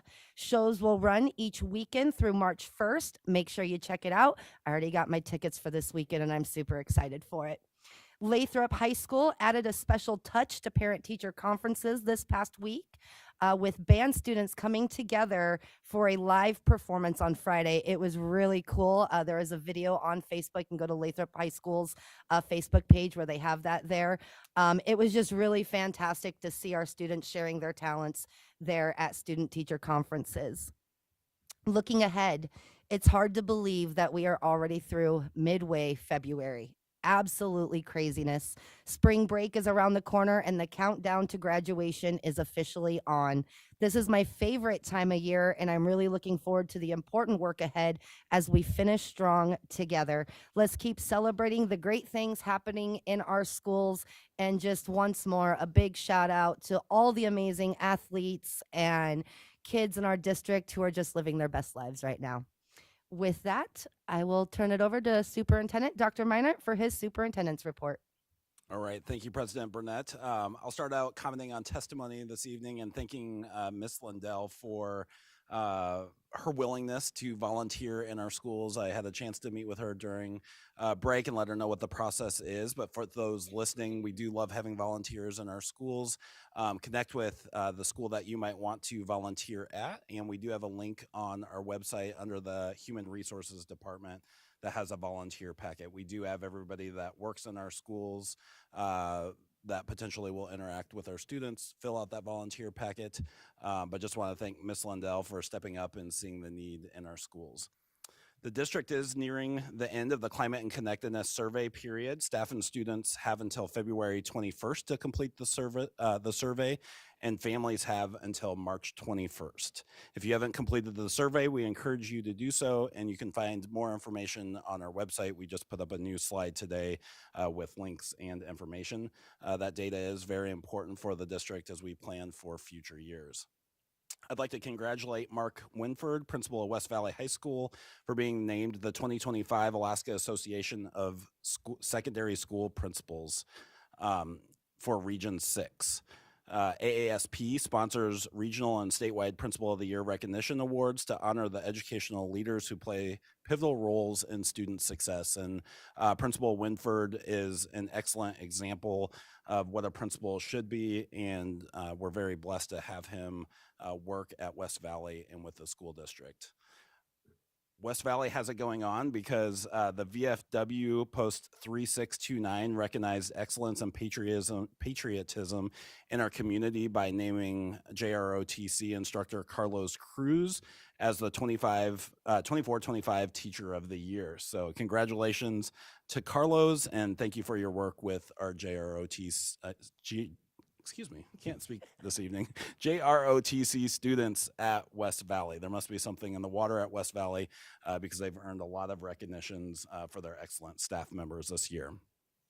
Project Search is a school-to-work transition training program for individuals with disabilities between the ages of 18 and 22. The application period is open and can be submitted through March 3rd. More information can be found on our website or by contacting our program director, Lisa Lacroix. We encourage those who qualify to apply to Project Search, as it is an amazing opportunity for those individuals and an excellent program.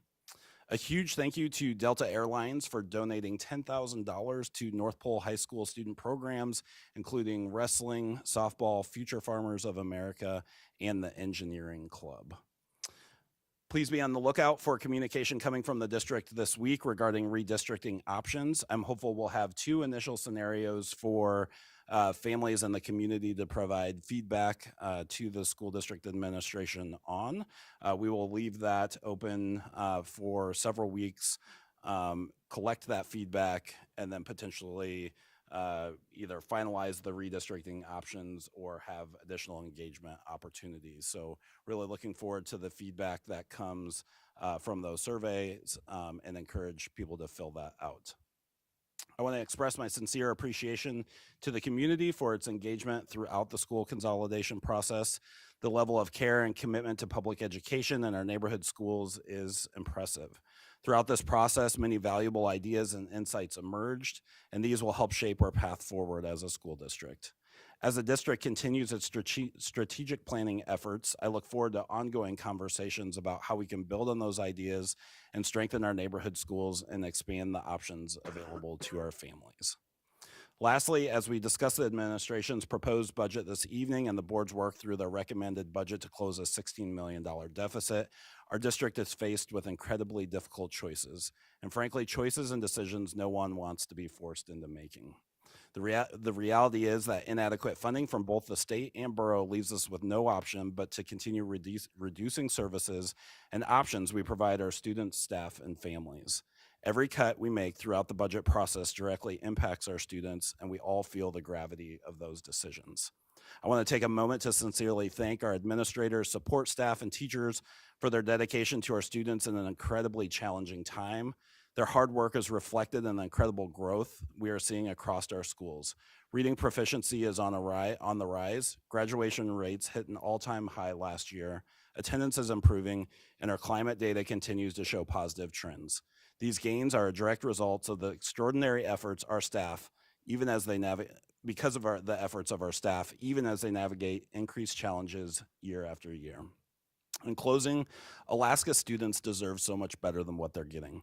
If you are heartbroken or outraged by the devastating decisions this board has been forced to make and the ones still ahead, we need you to speak to governmental bodies that hold the purse strings. Our borough assembly, our legislators, and our governor must hear from you. Year after year of relentless cuts are eroding the very foundation of our children's education. Our students deserve more than just what's left after another round of budget reductions. They deserve a future filled with opportunity, and that future depends on all of us raising our voices to those that have the power to change this cycle of underfunding education in our state. And that concludes my report. Thank you, Dr. Miner. Is there any questions from the board? Seeing none at this time, thank you for your report tonight. Next, we will move into our new business, which is Policy 1240. School Connected Organizations is proposed to be revised and is before the board for first reading by administration.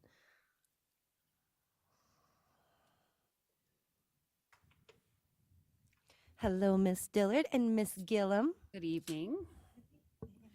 Thank you for the opportunity for Ms. Gillum and I to do first reading for 1240 School Connected Organizations. And so we brought this forward as a report at the January 21st meeting.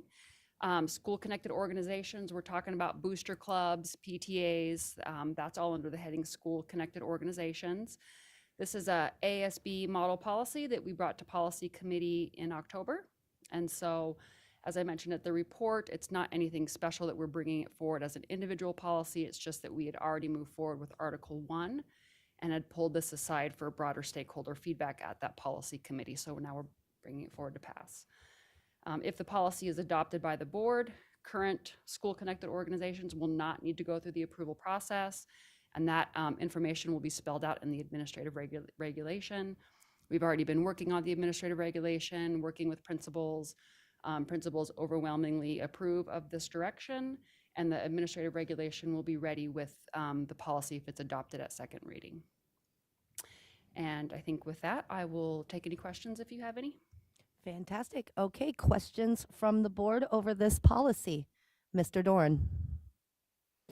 Thank you. And I know these organizations have been particularly integral to our schools and provided many things for our students over the years, over the decades, it should be noted.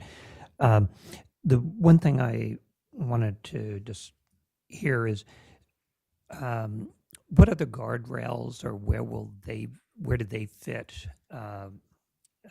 in line with this and with the AAR as our school connected organizations are really raising funds on behalf of our schools. And so the district and the school entity sort of becomes part of their credibility. What are the guardrails to make sure that, or ensure that those funds that are raised for the school, for the kids, actually get there, and that the follow through is there, that our community, again, reassures our community, as well as reassuring these groups that often act on our behalf. And is that a question as far as what happens right now? What are the guardrails right now, or what is the potential for this new policy and administrative regulation Yes. to put into place? Okay, it is. I mean, it's a follow up. What we're trying to, what I understand. I mean, what do we have now? How are we carrying those forward in line with putting this policy in place?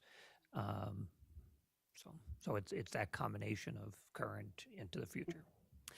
Well, I've been on the PTA, so I have some experience from that realm. I don't know, I haven't heard of any kind of issues with there being any kind of issues with needing guardrails. I think that the goal is really just to ensure that there's clear communication between school-connected organizations and schools, like ensuring that school-connected organizations have the fundraising policy, the volunteer policy, all of these different district policies and administrative regulations that guide the operations, that sometimes is not missed if you don't have kind of a framework around that communication between the school and the organization. And that's what the approval process, that'll be part of that. It'll also identify, part of the administrative regulation is going to want to identify what the goals are for any funds that remain if a booster club or school connected organization was to close or stop operations with the school, ensuring that there's the banking information and who's the signer of the bank on the bank account, who are the officers of the school connected organizations. All of that's the kind of information that we would be gathering as part of the approval process. Follow up, Mr. Dorn? Okay, thank you, because that's part of the things that I'm trying to find. And I do want to make clear that in my 40-year plus purview of the district, I am not aware that in our district we have had any major issues. I know there has been some in other districts. And so I just wanted to make sure where these guardrails are found, especially as possibly new groups come into being or such. So that was the one concern that I had with this, where this really carries out with those guardrails. And currently there are no, as far as I am aware, in policy or administrative regulation, there aren't any guardrails that speak to the things with, okay. Yeah, there are some guardrails that already exist in AR, and I guess to speak to your point, Mr. Dorn, our hope is really to build stronger relationships with our school connected orgs, because there's much more transparency and clear avenues for communication between the schools and the organizations. That's the feedback that we've gotten from schools, that they don't have the guidance to really develop those really strong communications. So we do already, there are some policies in place or ARs in place regarding fundraising and regarding how booster clubs work in coordination. And so this really, we've done a lot of work. Ms. Dillard has done a lot of work with the AR, and we've sought a lot of feedback from principals, and that feedback has already been going into the AR. So that's certainly something we'll have available once the board approves this. So I'll throw myself in. I just want to speak to Mr. Dorn's concerns. I'm actually heavily involved with the West Valley Wolfpack Hockey Booster Club. And so the booster clubs work very closely with the administration of the high school. And so West Valley Wolfpack works closely with April Scott and making sure that, so the fees for it come from the school and they charge the booster club, then the booster club pays the fees. And so it's really a great working relationship. And there is lots of guardrails and stipulations in place on what the students can be involved with, what the parents can do, what you are allowed to fundraise with, what you're allowed to collect money from. So there are many guardrails and things in place for booster clubs to make sure that the checks and balances are there and that they're also not raising money in nefarious ways. Is there any other questions from Mr. Doran? Okay. Before my question, I do want to make absolutely clear, I do not have a concern about these clubs. Okay, and I have worked personally with them as a principal, as an administrator, K-12 at the various levels and such. But as long as we're doing policy and bringing these things and over time. So my question at this point is just, and part of it is an awareness for the public. At what point do these monies become public monies? And the reason I ask this, again, history in the state, again, not in this district, but there was some concerns. Our club accounts, for instance, that carry from year to year that are within the district and support a lot of extracurriculars, those are clearly public money. If monies are with a PTA or a booster club, my understanding, and help me out, or if we need to figure this out, they don't actually become public money until they come into the district accounting system. And is that correct? But they're Technically speaking, you're correct, Mr. Doran. okay. Good. So, and then with that, the follow-up is, I appreciate the guidelines that are there, the guardrails that are there to help as somebody who's maybe donating to one of these groups for the schools, that we do have those guardrails. And these groups work really well. I've watched them to account for their monies, to make sure it gets where it's supposed to go, and what they've said to the public in raising, they follow through on. So great kudos to these groups, and we see them listed in our consent agenda on a regular basis. We would be in a world of hurt without their support and generosity. Thank you, Mr. Doran. Any other questions from the board at this time? Seeing none, if there's no other questions, I would entertain a motion to move this into second reading.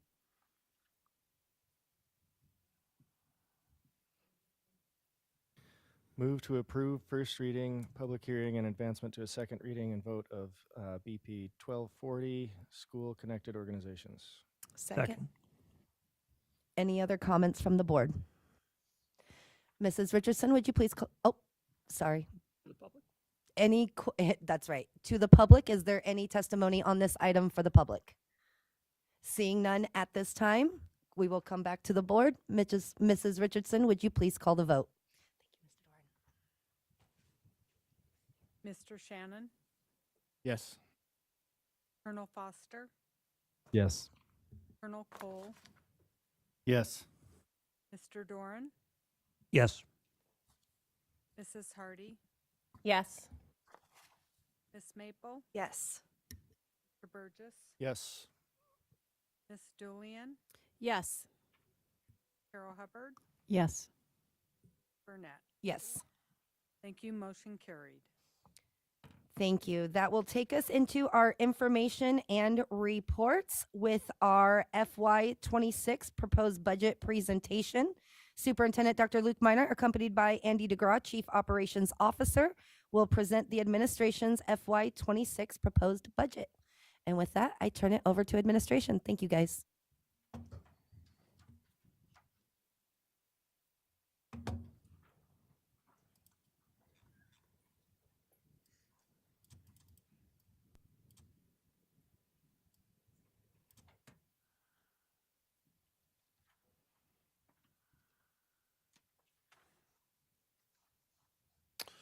Alrighty, thank you, Ms. Burnett. I'll go ahead and jump right into it. Yeah, as I was listening to Dr. Minor's presentation, it's something that we talk about often that we hadn't necessarily talked about very much this budget cycle, is the school districts in the state of Alaska don't hold purse strings, and that's a little bit different than a lot of other states around the country. And so that's an important point that Dr. Minor made, that is important for the public to hear, right? So we have 3 buckets of funding that we'll go over here in the presentation, and we're 100% beholden to those revenue sources. We can advocate with those different groups. It's a little bit difficult to advocate on the federal level for our federal impact aid, but the local and state revenue that we receive, we have a significant ability to advocate there, but ultimately those funding decisions are the policy decisions of folks outside of this room. So very important to make that point. We'll go ahead and jump right in. I'll entertain questions just the same way we did last night, if that's okay with you, Ms. Burnett. As we go, we can entertain questions, and we'll.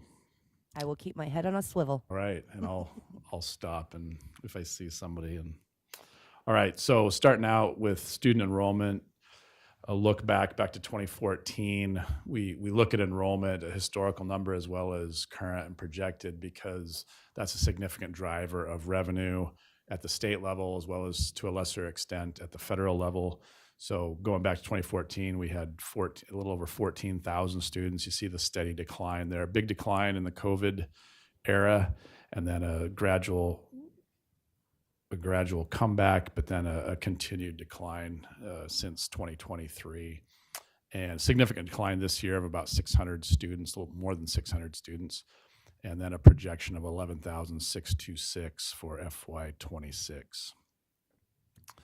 Then a little bit closer look at more recent enrollment. So the orange columns here are the projected enrollment. And then Mr. DeGraw, we have a question from Mr. Dorn.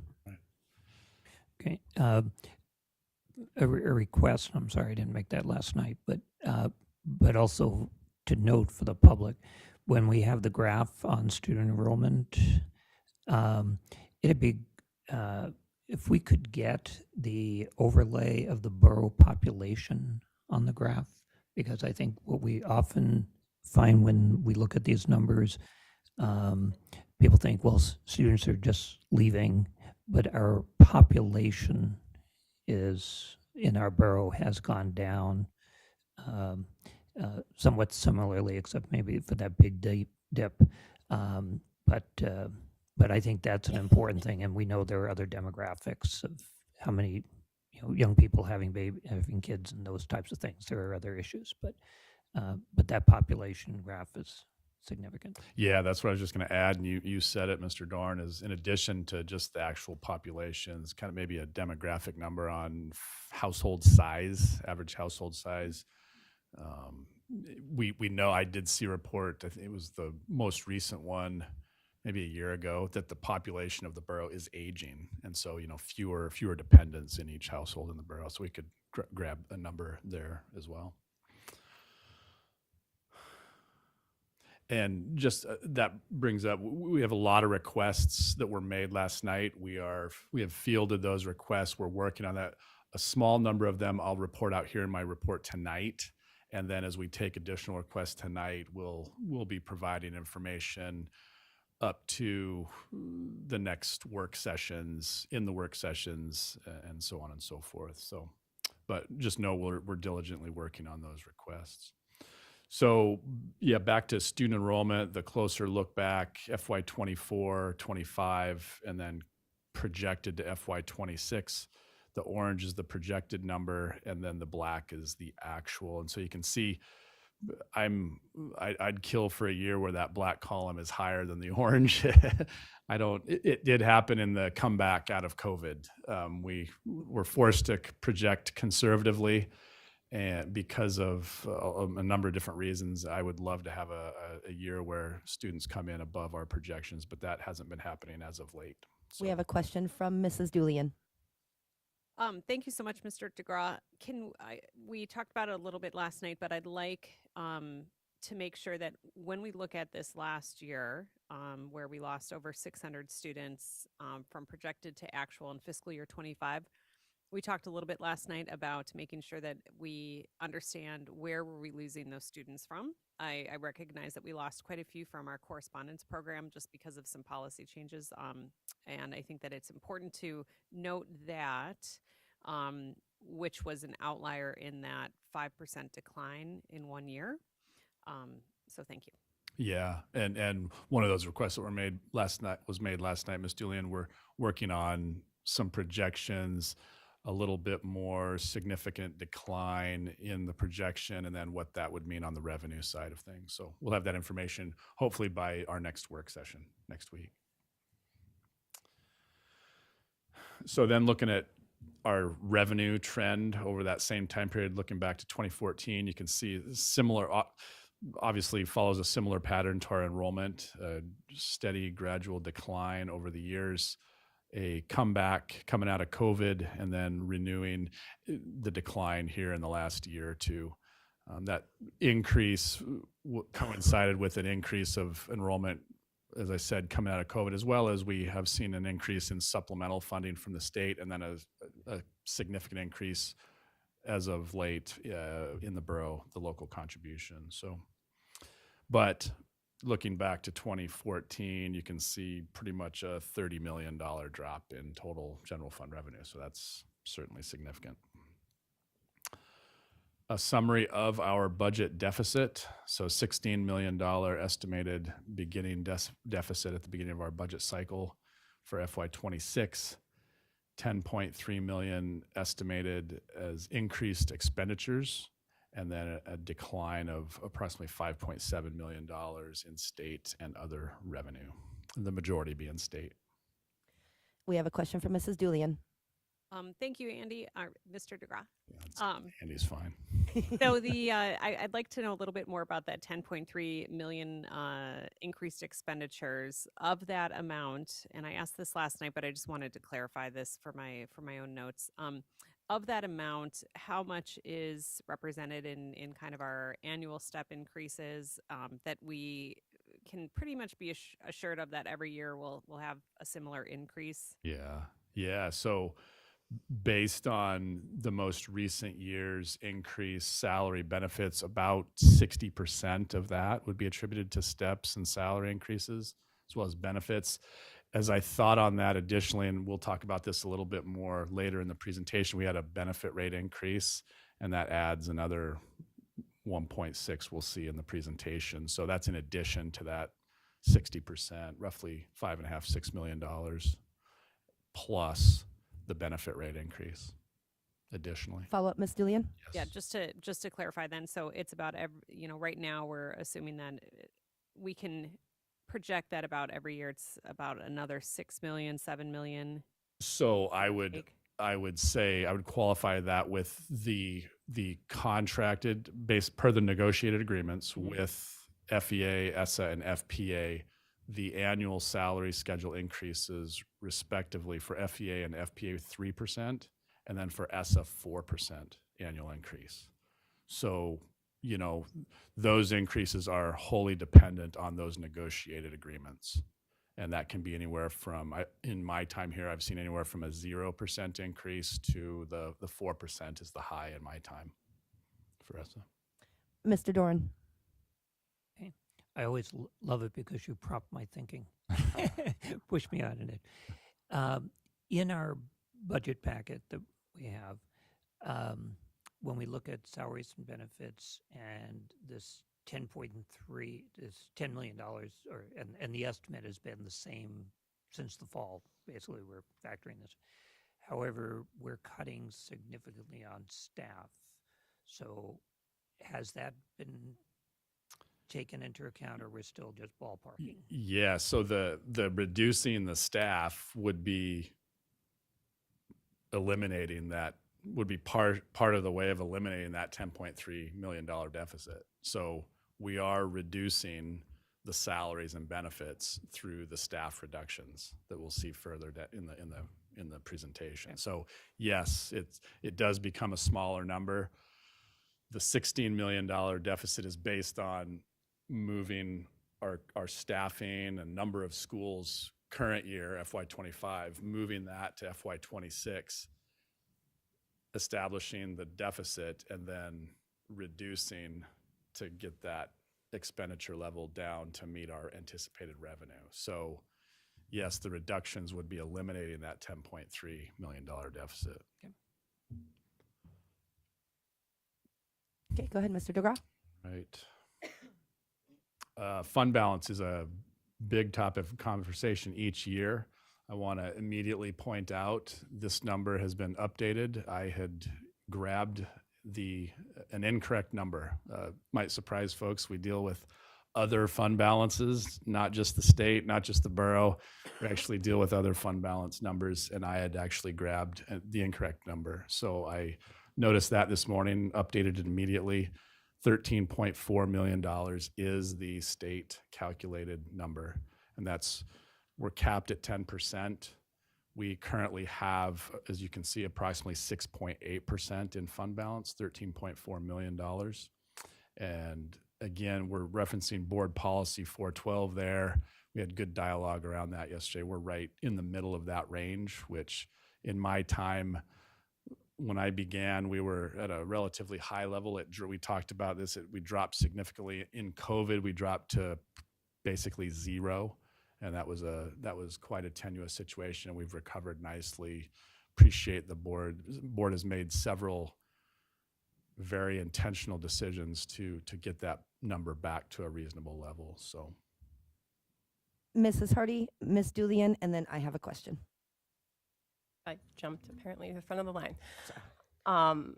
So I had actually asked Dr. Minor this, and I don't know if he asked you, but I figured I'd say it in an open meeting. I know that our borough invests their fund balance and other balances to be able to earn interest. And is there some reason that we don't do that? Is there a way that we could to make an additional revenue source for our district now that we have a fund balance?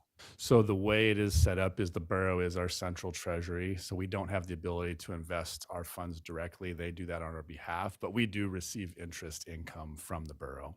Thank you. Yes. Mrs. Julian. Thank you. That was part of my question. What is the average return that we're getting? Is it about 4 or 5%? I wouldn't be able to say that. My educated guess is it's not that much, because I imagine the borough's investing at basically interest-free or risk-free rates. Risk-free, yeah. Yes. Yeah. So I would highly doubt it's 4 to 5%. But Okay. I do not know the rates of return that the borough's getting on our funds. Do you know and then a follow-up to that is, since we are in that central treasury with the borough, what is the general fund balance of the entirety of our borough? So not unrestricted. That's what I'm asking. For the borough? Yeah. Yeah, I wouldn't be able to answer that question. We could connect with the borough to get some numbers for you. Okay. Thank you. Yeah. And then just for the listening public, this is not what is in our fund balance. This is what we should have in our fund balance, or is that vice versa? This is, so to the point I made of actually grabbing the wrong number, we have umpteen numbers of ways we can look at the funds that the school district holds. This is specifically the number, the dollar amount that the district has available to allocate at its discretion. We have a higher level of funds sitting on the sidelines, but they're what's called committed or restricted or reserved. This is either unreserved or unrestricted would be the terms you would use. So it's all the other funds that we have many other funds sitting on the sidelines, but they're already committed. There's a specific purpose for which they are designated. And so with that, my follow-up to that would be, so then with the 13.4 million that we have, how much of that is committed to our step-in salaries? I know that question was semi-asked earlier, but I'm just trying to really drive that point home. Zero of that is what would be available to the board to utilize. Thank you. The 13 million. Mr. Doran. Okay, this 13.4 million is as of June 30th, 2024. 24. Yes. And as it was audited, which is completed in the fall. Yes. And we've had a report on that. So that 13.4 that was left from last year available to us this year, what is our fund balance today, that we're actually dealing with in terms of with this budget? Yes. I read your mind, Mr. Doran. You got my mind thinking last night at the work session. So this is a new slide that I put together today. We're looking at, and for the general public and for the board, just repeat what I talked about last night. My department, along with the accounting department, in middle to the end of March, begins to look at what do we anticipate fund balance, where do we anticipate it landing at the end of this year. And that takes a lot of estimating and projecting, anticipating what salaries and benefits are obviously the big factor, but we do that work. We begin it in March. I looked at, so the top line is the anticipated revenue loss from our enrollment decline. So just shy of $5 million last fiscal year. So fluctuations in our fund balance depend on comparing the revenue that actually comes in compared to the expenditures that we actually make, right? And that's different than budgeted. So we budget certain things. Well, we anticipate what revenue is going to be. What was our actual revenue? We anticipate what our expenditures are going to be. What are actual expenditures? Where do they come in? So expenditures come in below actual revenue, our fund balance goes up. They come in, if expenditures exceed our actual revenue, the fund balance goes down. Our expenditures for FY24 came in, it was nearly a bullseye. It was within a couple $100,000 on a $200 million budget. We spent nearly I was pretty surprised. We spent nearly exactly what we budgeted. So, and we're looking at year to date. It's a little bit difficult. We're a little more than halfway through the school year, but we pay out a large portion of our salaries in balloon payments at the end of the school year. So we haven't paid out half of our salaries yet. So that's why we start in March and April on projecting that year-end fund balance. But I would anticipate a range of between 8 and 10 million based on where our expenditures are right now. It looks like we're spending similar to last year, and so I expect expenditures to come in pretty close to what we have them budgeted at.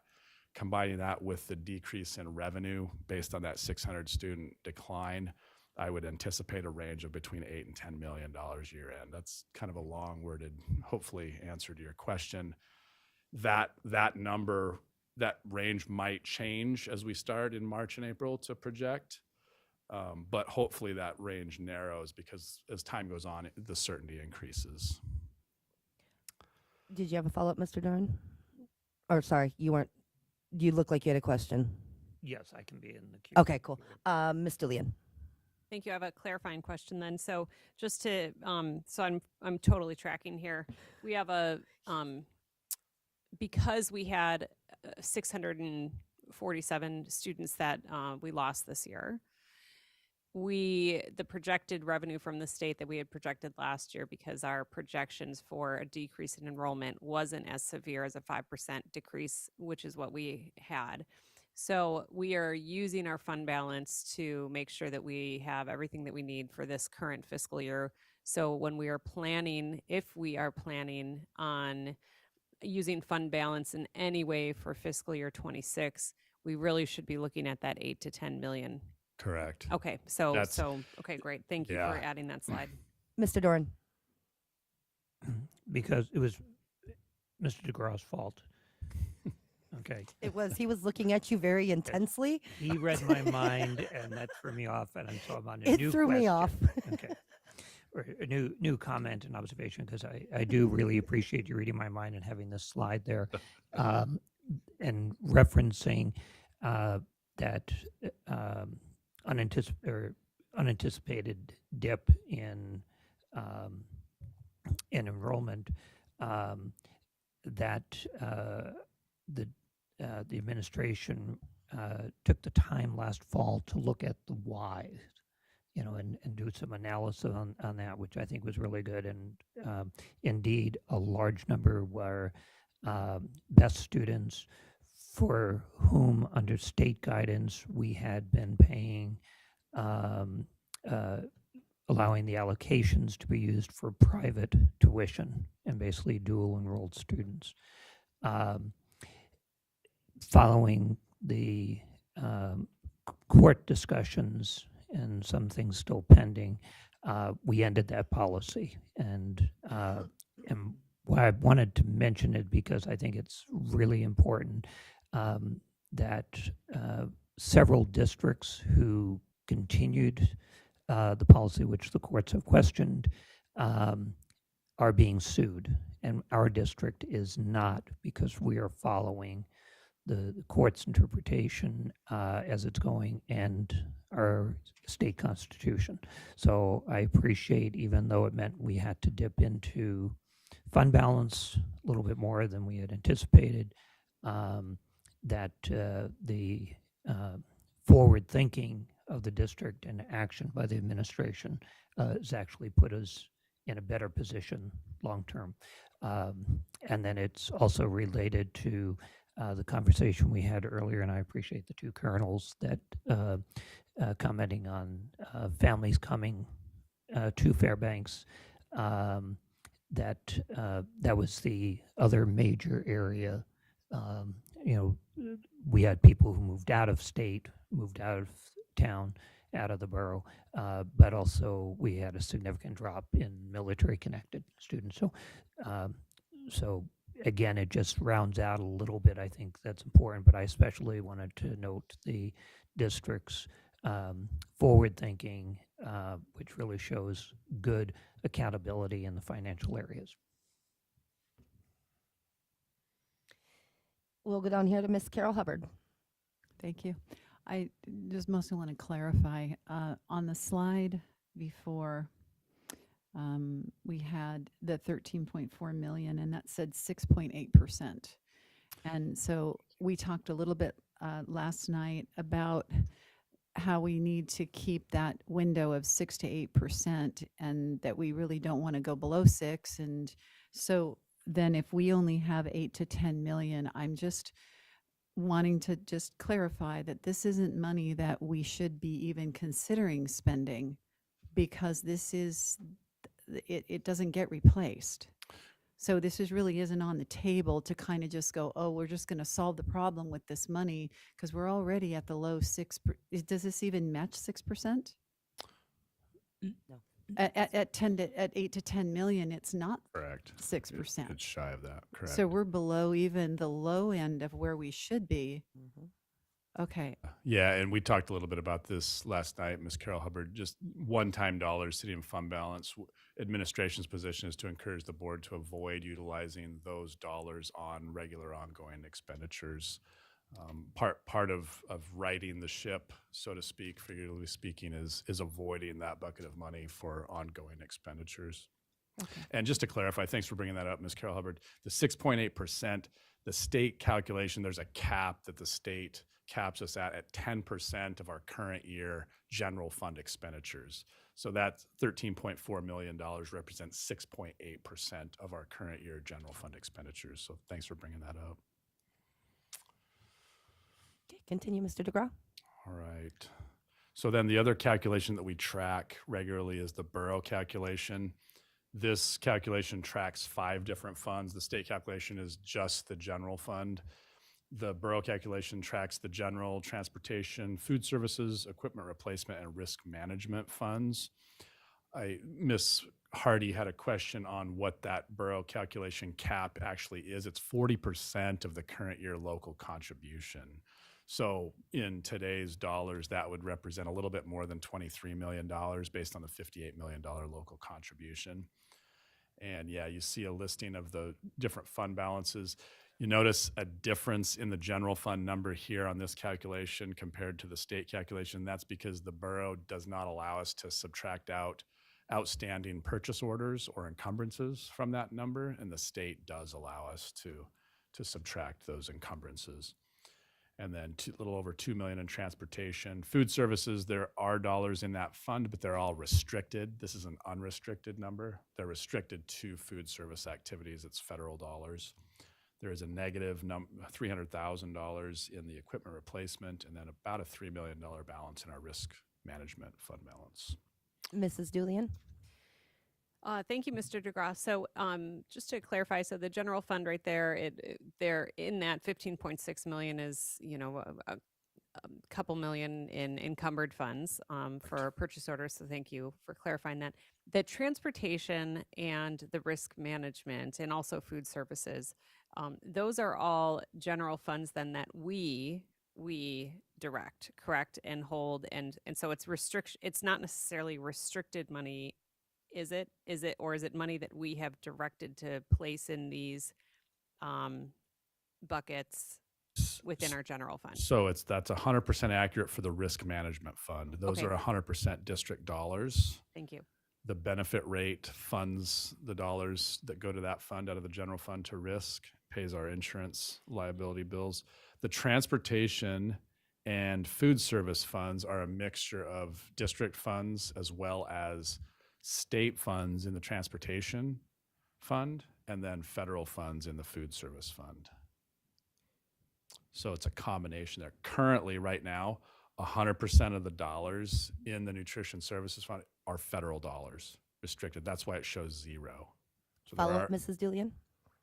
Yeah, I'm just a little bit concerned about federal funding and specifically for our food services and what is the total expense for our food services? I don't have the budget book in front of me. It's in the $5-6 million range annually, expenditures. And that's an all educated federal guess. funding? No, that's not. So that is for the current year, that's a combination of federal reimbursements as well as an anticipated level of actual receipts. So students who pay a reduced price as well as full price pay students. Does that make sense? It does, and so I'd like as a follow-up to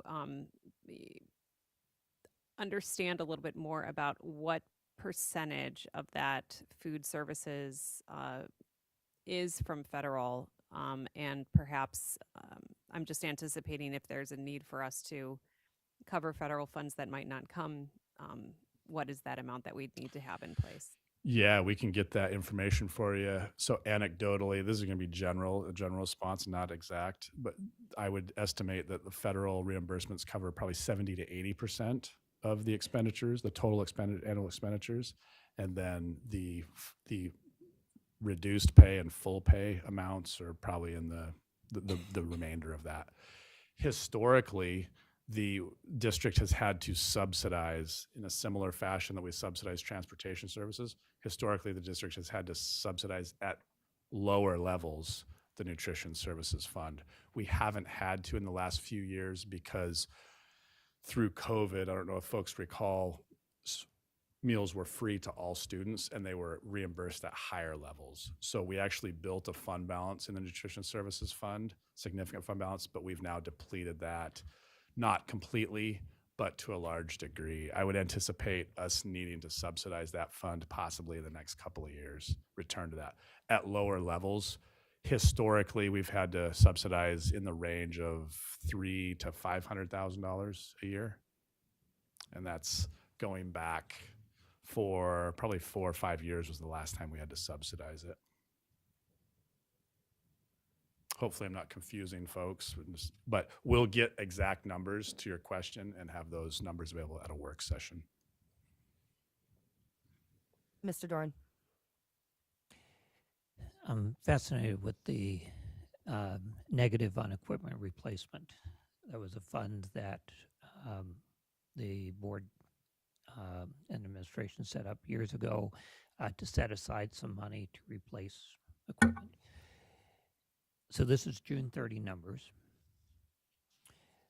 Was that, I mean, in a certain sense, some things were coded to that there was no money for. So, but I'm assuming they were paid for. Were they paid for with FY24 funds, or did we have to fill that in with FY25 funds? So those they would be current year funds. So FY25 funds. Well, when it went negative, FY24 funds. Yes. So yes. was that balanced out from FY24 out of the general fund? I mean, I'm trying to think what it's the impact on the general fund. Did it mean that we had, I would assume it was counted into that general fund number as of FY24, the end of FY24? So the actual balance in the equipment replacement fund, the fund balance that what we're looking at here doesn't impact the general fund. Where the equipment replacement impacts the general fund is it's the same concept as the risk fund. So the equipment replacement fund is funded by the general fund. So we charge an amount to each student in the district to purchase Chromebooks, and iPads for students. And so that's what's funding the equipment replacement fund. And so there's an impact to the general fund by way of that charge, but the actual fund balance level would not impact the general fund in any way. Okay, so if I can follow up then, let me take one more and then we'll leave it, Okay. For further discussion. I'm just trying to get a handle on for FY25. I know we made a cut reduction in the planned use of that fund. At that point, there was money in that fund. So I'm trying to figure out where we had money in that fund, but how it impacts us going forward. Yeah. Because I'm assuming that fund, if it was in the negative on June 30th, technically it was 0 on July 1. Yeah. So not sure if I'm tracking exactly what you're getting at, Mr. Dorn, but what I will say is the reductions that we've made the last couple of years in the laptop payments for staff members, that has largely contributed to the negative number that we see currently. We've reduced that payment that out of the budget. We still need to replace laptops for the staff members. And so we made the purchase out of the equipment replacement fund, which that's what the fund is intended for, student and staff devices. We've been replenishing the equipment replacement fund with those payments that have been reduced out of the budget. And so I'm not sure if I'm answering your question, but that's fine. It gives me some things, and we'll talk more about it when we get in our work sessions. Yeah. More detail on it, but it gives me absolutely a reference point. Yeah, to that point, administration, we have a restoration of that laptop payment in the budget, and so we can have a good dialogue at a subsequent work session about that and get more into the weeds. So I have a question actually in regards to that. If I'm not mistaken, going back a year, I do remember this conversation where the board decided not to do the fund, but then you said we still need to cover this. Right. And so that I just as a reference that the board chose to move the payment out, but we were told by administration that we still needed to cover this. And so that would make sense. Certainly. Now my question to that would be, is there another $300,000 to $400,000 payment that needs to be paid this year to those laptops? So we would need to figure this out. Yeah, so it's actually increased to 600,000 Oh, yikes. because of the lack of payments for the last 2 years. Our number in the proposed budget is 600,000. Thank you. Right, and because we're into year 2, I believe, of Right. the laptops that the most recent. So that laptops would we've be purchased. 300 and 300 just added together to cover the cost. Correct. Okay, perfect. Thank you, Mr. DeGraw. And then Mrs. Julian had a question. Thank you. So we're looking at fiscal year 24 on this slide. Fund balance, borough calculation, transportation is at 2.1 million. Referencing, you don't have to go to the slide right now, but referencing slide 25, it shows that our fiscal year 25 transportation subsidy was 2 million. So does that mean that right now we're sitting at 100,000 in our available fund balance for transportation? Those are apples and oranges numbers. Okay. So yeah, so that 2.1 million is the balance of that account, that fund right now. We'll end up spending that 2.1 million that you see on the current slide. We'll end up spending that down by the end of the year. The 2 million subsidy is a recommended payment from the general fund to the transportation fund for next year. Okay. To make ends meet, basically. Our anticipated annual bill is going to outpace the revenue by a significant amount. And so that's what that $2 million on slide 20 whatever is, separate from the balance in that we're seeing on the current slide. Okay. Did that make sense? Yeah, Hopefully? it did. So, I mean, we don't have anything left. Correct. We expect Yeah. that to be 0, possibly slightly negative by the end of the year. Okay, thank you. Okay, go ahead, Mr. DeGraw. Right. So next, looking at budget timeline. So this is looking back, kind of the beginnings of budget, the process leading up to the budget calendar. September through December is a lot of administrative work behind the scenes, working with departments, schools, programs, and identifying needs and priorities. And in December and January, Dr. Meinert and my office are putting together the final proposed budget that we're presenting at this time. We do that typically in early February. This year, we've delayed that a little bit due to school consolidation work that we've been involved with. The months of February and March, the board now has the opportunity to quote unquote work the proposed budget, take input, feedback through a number of different ways, and ultimately the board will finalize what's called the recommended budget in the latter part of March. And a big part of that will be establishing the local contribution request from the borough. That recommended budget will go to the borough on April 1. That's per borough ordinance. And then in the month of April and then the first part of May, the borough works our request, our local contribution request, into their borough level budget. They typically will finalize a local contribution amount by the second week of May. We go and participate in a couple of different meetings with the borough through that process. And then if the local contribution that they approve is exactly what the board requests, oftentimes there's not much more work to do to come up with the final approved budget. If it's different, I've seen both a higher local contribution and a lower contribution in my time. If it's different than what's requested, then there's some additional work that the board will do to either add items back to the budget or make additional cuts. And typically we try to finish that process sometime, ideally early June.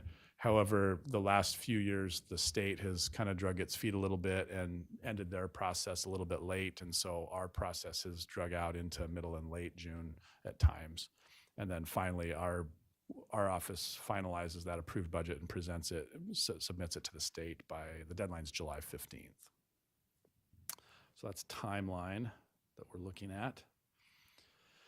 Ultimately, the goal of administration as we've put together our proposed budget is to provide the highest quality education possible with the obvious constraints and challenges that we're facing with financially speaking. That is not news to anyone and certainly a challenge. But we feel confident that we've put forth the best package that we feel that we can put forward. And now we'll have a nice process over the next several weeks to where we'll have to be able to have robust conversations and get feedback and input and get to a recommended budget to put forward to the borough.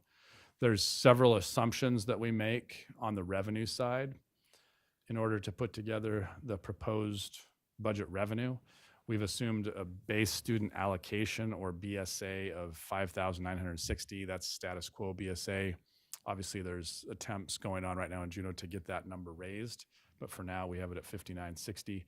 We're also assuming a repeat of the current year supplemental funding, which is equivalent to a 680 BSA increase. That's approximately $16 million to the district. We have that assumption baked into our revenue numbers.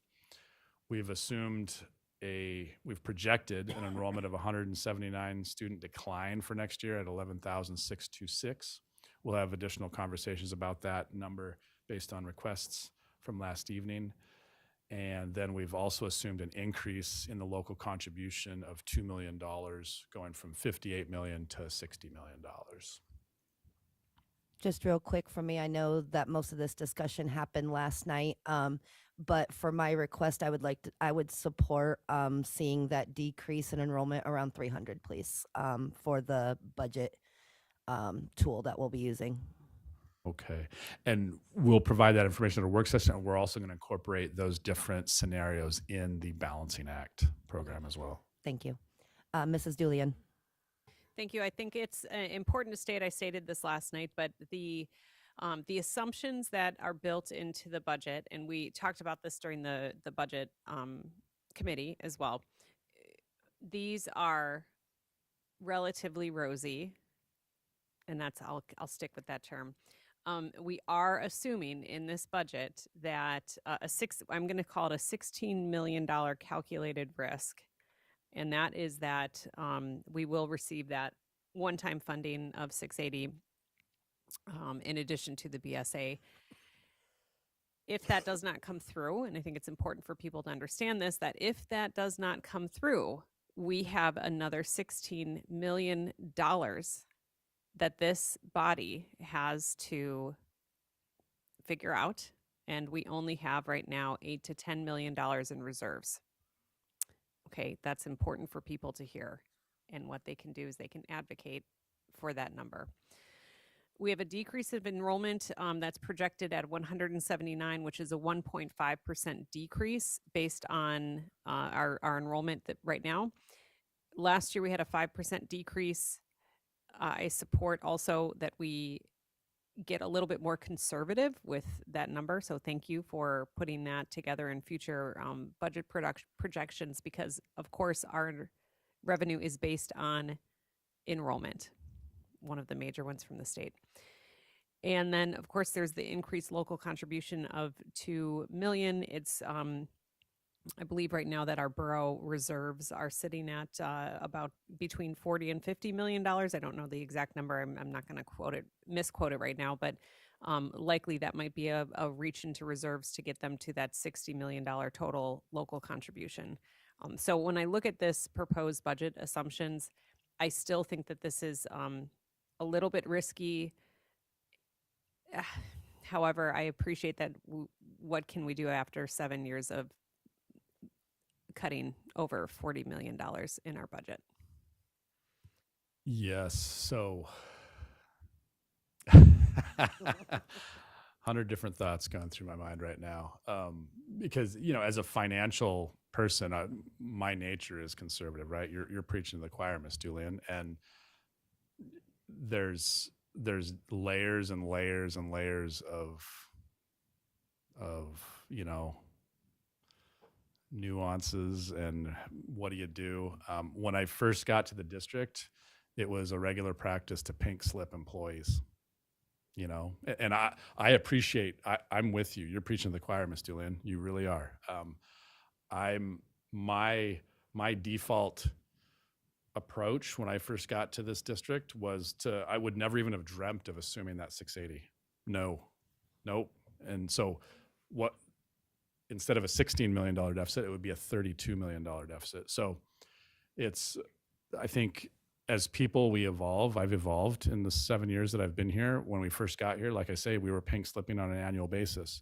I'm proud to say I'm not saying we haven't pink slipped anybody, but we have not done mass pink slips since I've been here. And that's something that I'm proud of.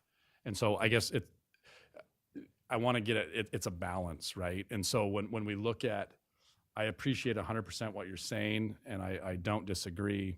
It's what's the alternative? If we have to cut $32 million, we're pink slipping hundreds and hundreds of people. What does that do to the organization? What does that do to morale? What does that, people leave? People are going to leave, right? They're going to leave. They're going to go find certainty somewhere else. That's human nature. We all want certainty.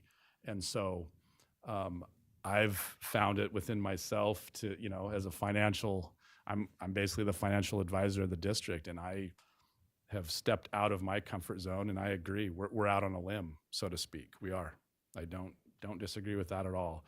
It's what's the alternative, and the alternative I think is worse than the risk that we're taking. I think each year we've received, and so then I'll speak directly now to assuming the 680. Each year we've received additional levels of supplemental aid. We haven't, in my time here, we haven't seen a decrease. And so 2 years ago, we saw 340 increase. Now it's 680. To not get the 680, we'd have to actually see a cut in education funding. I'm not saying that's not possible, but we're assuming that we don't get cut in that supplemental amount. So we're looking at certainties, likelihoods, probabilities. The other scenario that comes into play is and you kind of brought it up. What's our plan B in the event that the 680 doesn't occur? Do we have a backstop? And that's where I would say the fund balance comes in. That would be, I would say, an appropriate use of fund balance. Is all of a sudden if we see a negative surprise on the downside on the revenue side. So all of a sudden education does get cut. We don't get 680. That would be, in my opinion, a significant, a significant event that we actually get cut from already reduced funding. So degrees of likelihood, probability, and then what's the plan B is the approach there. And also, as I mentioned, just looking at what's the alternative to that assumption. And we would certainly be causing significant disruption and uncertainty to hundreds and huge swaths of our school district. So I'll get off the soapbox now. Mr. Doran. I appreciate the comments, Ms. Doolan, and I 100% get it. Welcome to his TED Talk. Thank you, Ms. Barnett. And I'll take the opportunity to move to suspend the rules so we can finish tonight's business. Second. Rules have been suspended. Okay, I was waiting whether this means yes. I was like, darn you, Mr. Doran. Okay. Just again for the listening public, and it was noted last night that when we talk about increased local contribution of $2 million, that is a real dollar figure from the borough that we're hoping for, but that in actual impact to our budget, it's approximately $1 million because there will be an offset where the state or the required minimum goes up, so the state gives us less, which is going to be based on current numbers, approximately $1 million. So correct. So just so the public understands, Correct. That about 800,000, a little less than $1 million. Okay. Yeah. Alrighty. So looking at specific numbers in the FY26 proposed budget, this is a slide that includes all funds that we're looking at, that we're including. The first three are funds that the board approves budgets for. They're considered, the term is budgeted funds. The other funds, local through student activities, we estimate amounts, but the board doesn't approve amounts there. So a total of $227 million in change in all funds, a reduction of about $6.8 million from FY25 levels. And the majority there being the operating fund, 85% of that number.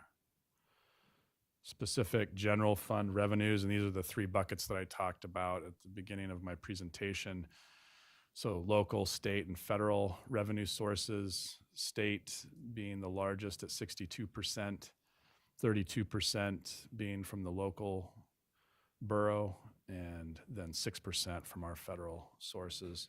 And in my time here, when I first got here, the state revenue made up about 67%, and local revenue was 25%. And so you see a significant shift there, more and more dollars. Specific to Mr. Doran's point, as the required local contribution goes up, basically assessed values. As assessed values in the borough increase, that decreases state revenue. And the system naturally puts more and more on local taxpayers of the boroughs. So that a 6-7% shift in percentages, that represents significant dollars. Mr. Doran. Could you go back to slide 13?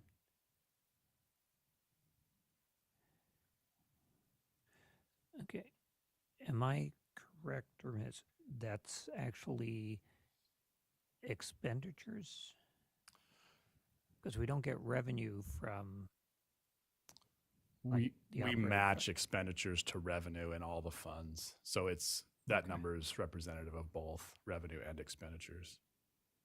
Okay. Continue, Mr. DeGraw.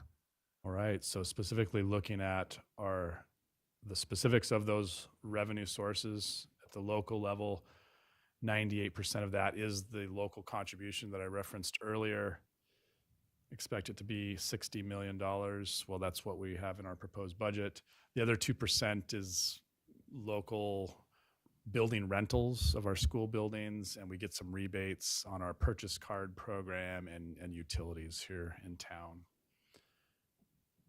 At the state level, the majority of that funding is from the foundation program. The 11% is TERS and PERS on behalf payments that we receive from the state to buoy up the pension program. And then the 2%, we get a state payment to run our on-base schools is the majority of that.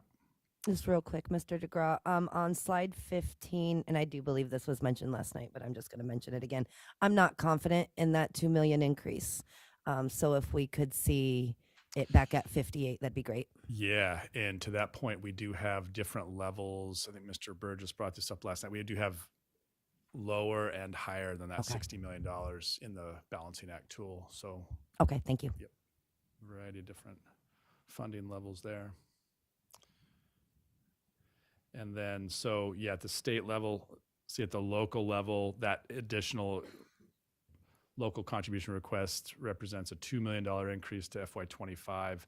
State revenue, we're anticipating a $7 million decrease relative to FY25.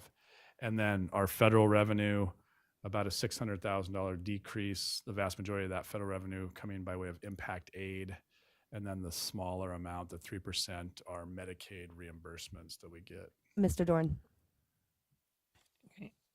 On the state revenues slide, that 7.1 million decrease, does that include the 800,000 or Yes. that the state will not be paying us because the required minimum local contribution goes up?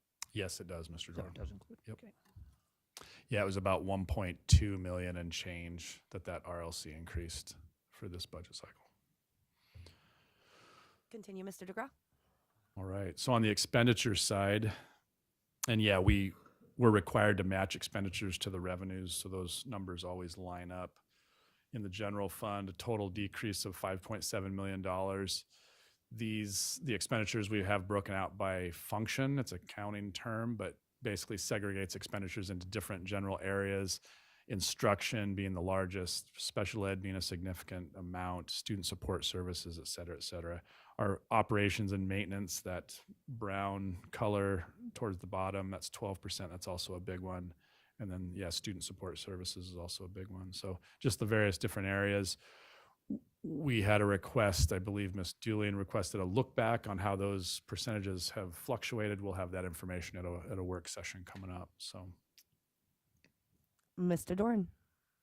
Okay, and again, important thing for the public, when we look at this breakout, several of those actually are counted by the state as direct instructional support. So really, as a percentage of our budget, it looks like we only have 41% for instruction, but we're actually, I believe, somewhere over 70+%. yeah, it's those for top. instruction.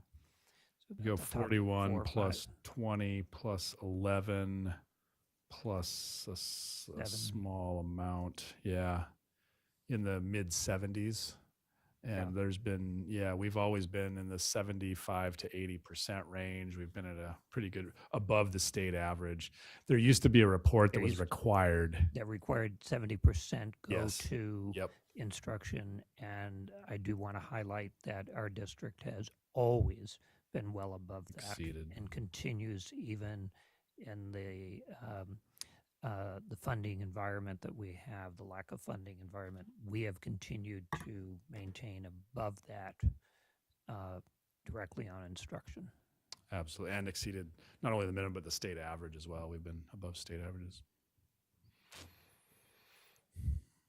Continue, Mr. DeGraw. All right. So then looking at the expenditures by category, another way to look at it, salaries and benefits being the lion's share of those expenditures. We've been traditionally in the 86, 87, 88% range for salaries and benefits. That did dip due to the contracting out of custodial services. it is important to point out that the 11% contracted services, virtually 100% personnel related. So when the district, oftentimes in the special ed world, we have a challenge finding certain specialized services, and oftentimes we'll contract out those services. So salaries and benefits, obviously personnel related, and then the contracted services category, heavily personnel related as well. So looking at investments and reductions in the specific areas around the district, we'll start with elementary, look at secondary, and then district-wide. So we are proposing a PTR increase. So PTR, the acronym stands for pupil to teacher ratio. It's basically a class size target. And from grades K through 5, an increase of 2.5 students from 25 to 27.5.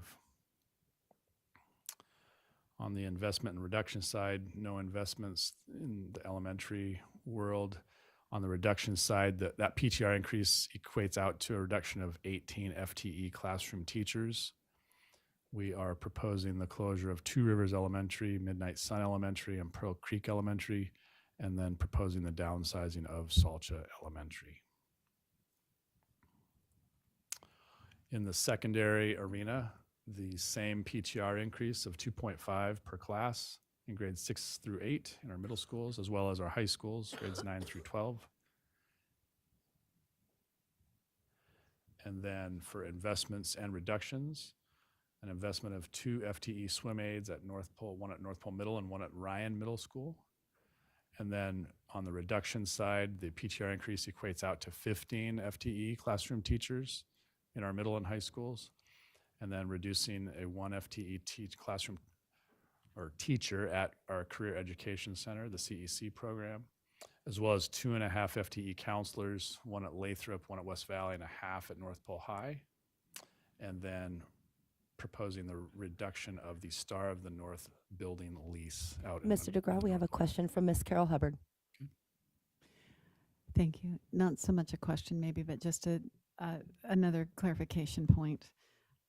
Because I'm just really trying to understand all the acronyms and how all of this is actually, like, it equates to fact. And so as we're looking at PTR, is it safe to say that PTR doesn't necessarily equal class size? Yeah, that's absolutely correct. That's, as I mentioned, that's a target. We're shooting for that number of class size. Unfortunately, students don't come in perfectly sized packages in each school at each grade level. And so that's the number that we plug into our software, our budgeting software. And then the software spits out, based on that class size, here's the number of teachers that we will allocate to each school building. And so then we have those number of classroom teachers at each school building based on our enrollment projections and based on that PTR number. And then when the students arrive, then there's a significant amount of work that Ms. LaPlante and Ms. Gillum do we're seeing actuals, we're seeing, rear ends and seats, in the fall. And then we'll do, hopefully not a lot, but we'll do shuffling as it requires to make sure that we get classroom teachers where the students are actually showing up. And certainly, not every elementary class has been at 25. We hear there's elementary class size at 26, 27, 28, as high as 30, and then, but at the same time, there are elementary classrooms with 20 kids or 22 kids as well. So we try to do as much as we can to get as close to that target as we can, but unfortunately, kids don't come in perfect size packages. Follow up, Ms. Carol Hubbard. Please. So, and thank you. That's a great explanation. And it's easy. Thank you for making it easy to understand. And my understanding too is that the kindergarten classes all have aides. There is one aide in every single kindergarten class. So technically we have 2 adults in every kinder. That's our intent, yes. And that's what we budget for, yes. Perfect. Okay. Thank you for that. Ms. Maple?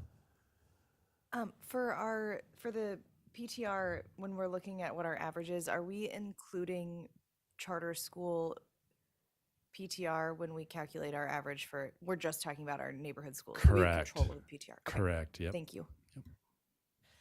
Question regarding the investment of 2 FTE swim aids. Not against it. I guess this would be to Dr. Miner. I know that the lifeguard was retiring. Are we able to find another lifeguard? What's the case there? We're working on staffing currently to provide swimming opportunities both in North Pole and at Ryan. And so that's something that we're working on. We're hopeful with this investment that provides certainty and that the teachers that we have there that either in North Pole, I think we have somebody that's already trained in town. We might need to work on having somebody get trained, but the district's supportive of that, and we'll, pay for the training if somebody's willing to do that. So historically, both Ryan and North Pole Middle have been able to offer swim programs. Some years ago, Ryan's went away because of the staffing piece. But in this budget, I wanted to be equitable in terms of offering it to both our North Pole families and our Ryan families. We know it's a high impact program. Learning how to swim is important in a state like Alaska. And so we're hopeful that we'll have trained individuals to provide those programs for our middle school students, both in North Pole and at Ryan. So a follow-up to that, I know the cost was around 50,000 for the North Pole. So then would that make it about 100,000, including for in town too, or do we have different projections for that? That's correct. That's around what it would be. And I think it's important to note that pleased with the partnership that we've developed with the borough, Mayor Hopkins and his team. I chatted with him again today and reassured me that they are willing to waive the fees for our students to use the pools, which hadn't been the case for several years. And so great partnership there. They want to see our students take advantage of these programs. And I think it's a high impact investment from the district and not a lot of dollars associated with it. Okay, thank you. Go ahead, Mr. DeGraw, continue. All right, so looking at district-wide investments and reductions. So on the investment side, looking at a transportation subsidy from the general fund to the transportation fund in order to provide transportation services to the district. That would be at about our current level of 90 total routes district-wide. An increase to the benefit rate, that's to cover increasing insurance costs district-wide, approximately $1.6 million. And then the $600,000 payment that I talked about earlier to purchase educator laptops at $600,000, and then an increase for curriculum materials of $300,000.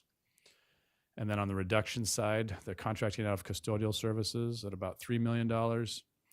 Charter revenue allocations, a reduction there of approximately $520,000. That puts the funding to the charters to include a supplemental level of $340, so half of the $680 that we're currently allocating in FY25.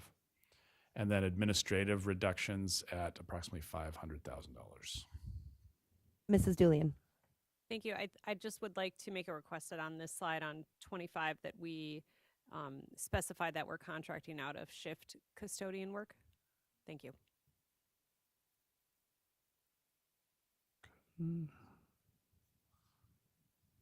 Mr. Dorn. Okay, I have a couple of questions on this slide, so pause me and put someone else in if you need. On the investment side, just for clarification, educator laptops, that would be for new laptops. That is correct. And those specifically for staff members. Okay. Most of them are certified staff, but there are some classified. And has as well. that factored in, we'll have about 35 less certified staff, for instance? Yes, yes. The transportation subsidy is because right now there is no one-time or longer funding from the state. And we did get some. No, we didn't get any one-time for this coming year. It was vetoed at the last, right? We did receive one-time funding. Yes, approximately $1 million. And so what that did was it made it to where current year we're anticipating to be right around break even on our fund balance level. if we hadn't received that one-time funding, we would project $1 million deficit at the end of the year. So it preserved fund balance in there, but we did receive about $1 million current year for All right, transportation. And this is assuming we will not get Correct. any That is assuming, that yes. one time Yep. or other. Right, okay. That's a good point to bring up. Just on that note, the governor's proposal included a 20% increase in transportation funding, which would equate out to about $2 million for our district, which would allow us to reduce that subsidy if that held up. Great, thank you. And anybody else before I go to the other side? Nope, go ahead, Mr. Dorn. Okay. On the reduction side, where in the previous two slides we indicated reductions in FTE, that contracting custodial services is actually a reduction of approximately 70 FTEs. That's correct. Yes. As I think that should be acknowledged that we're cutting 70 staff. That is under correct. that. And then we can provide, well, go ahead. I'll let you finish. Go ahead. here. We can provide also FTE detail on the administrative reductions as well. All right. Did I read your mind? You read my mind. All right. We're Okay, getting- so I don't have to deal with the middle one. Getting- The charter revenue allocations, that's assuming one-time funding, and but if all of it is put into the BSA, then the charter schools would receive the full whatever it is that's put into the BSA. That's correct. And so that reduction would disappear. Correct. Okay. That would be by statute. Those dollars would go to charters. Right. So but we need to be aware of that as possibly Absolutely. if the heavens favor us. Yes. And it goes into the Yes, BSA. yes. We will Good we news- will good happily news, bad provide news. charters the full allocation happily as the BSA increases permanently. Which is what we want to Yes, see. absolutely.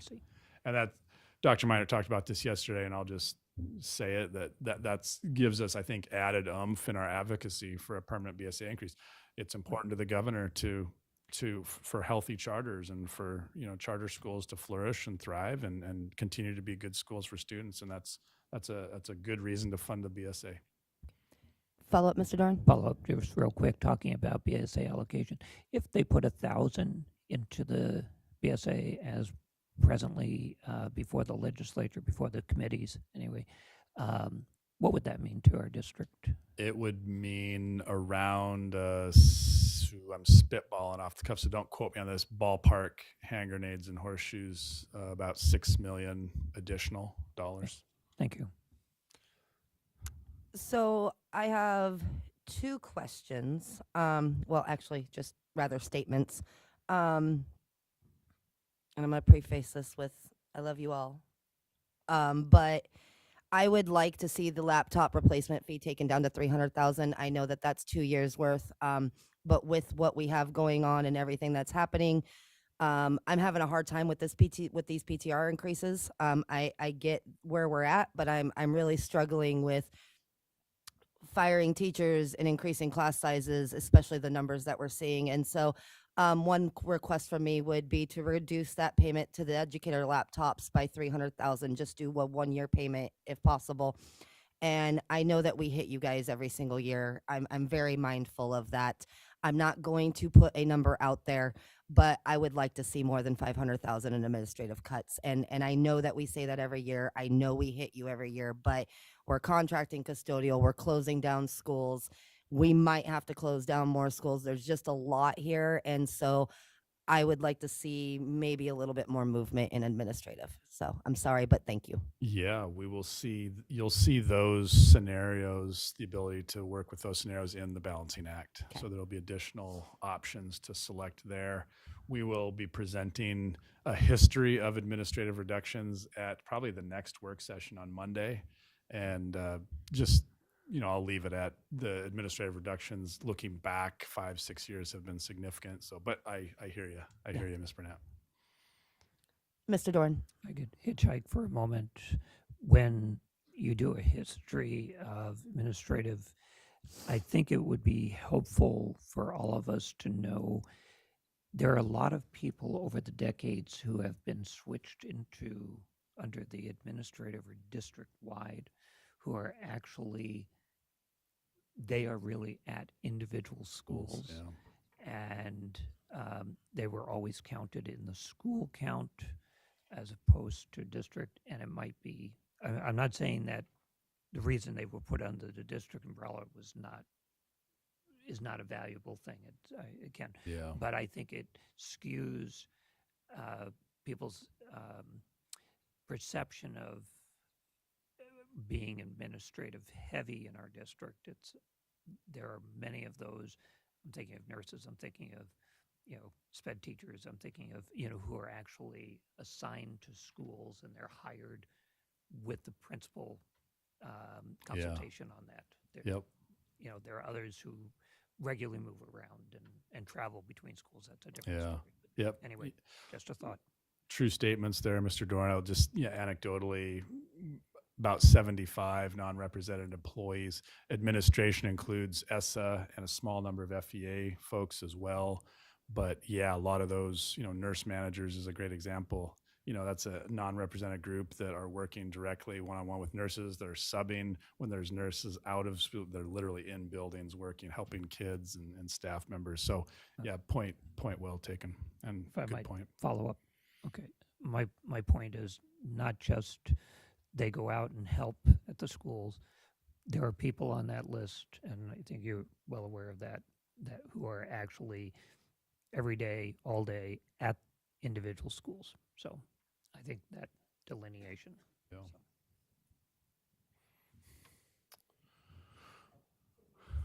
All right. So this painful slide here, district-wide personnel comparison FY25 to FY26.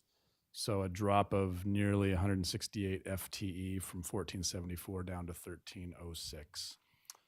And yeah, largely due to the contracting out of custodial and then the PTR increase and then the closure of the school buildings eliminated a lot of the fixed staffing positions that are related to those school buildings. So this is an itemized list. Mr. DeGraw, we have two questions real quick. I have Mrs. Julian and then Mrs. Hardy. Thank you, and it's actually on the slide that you were just about to present.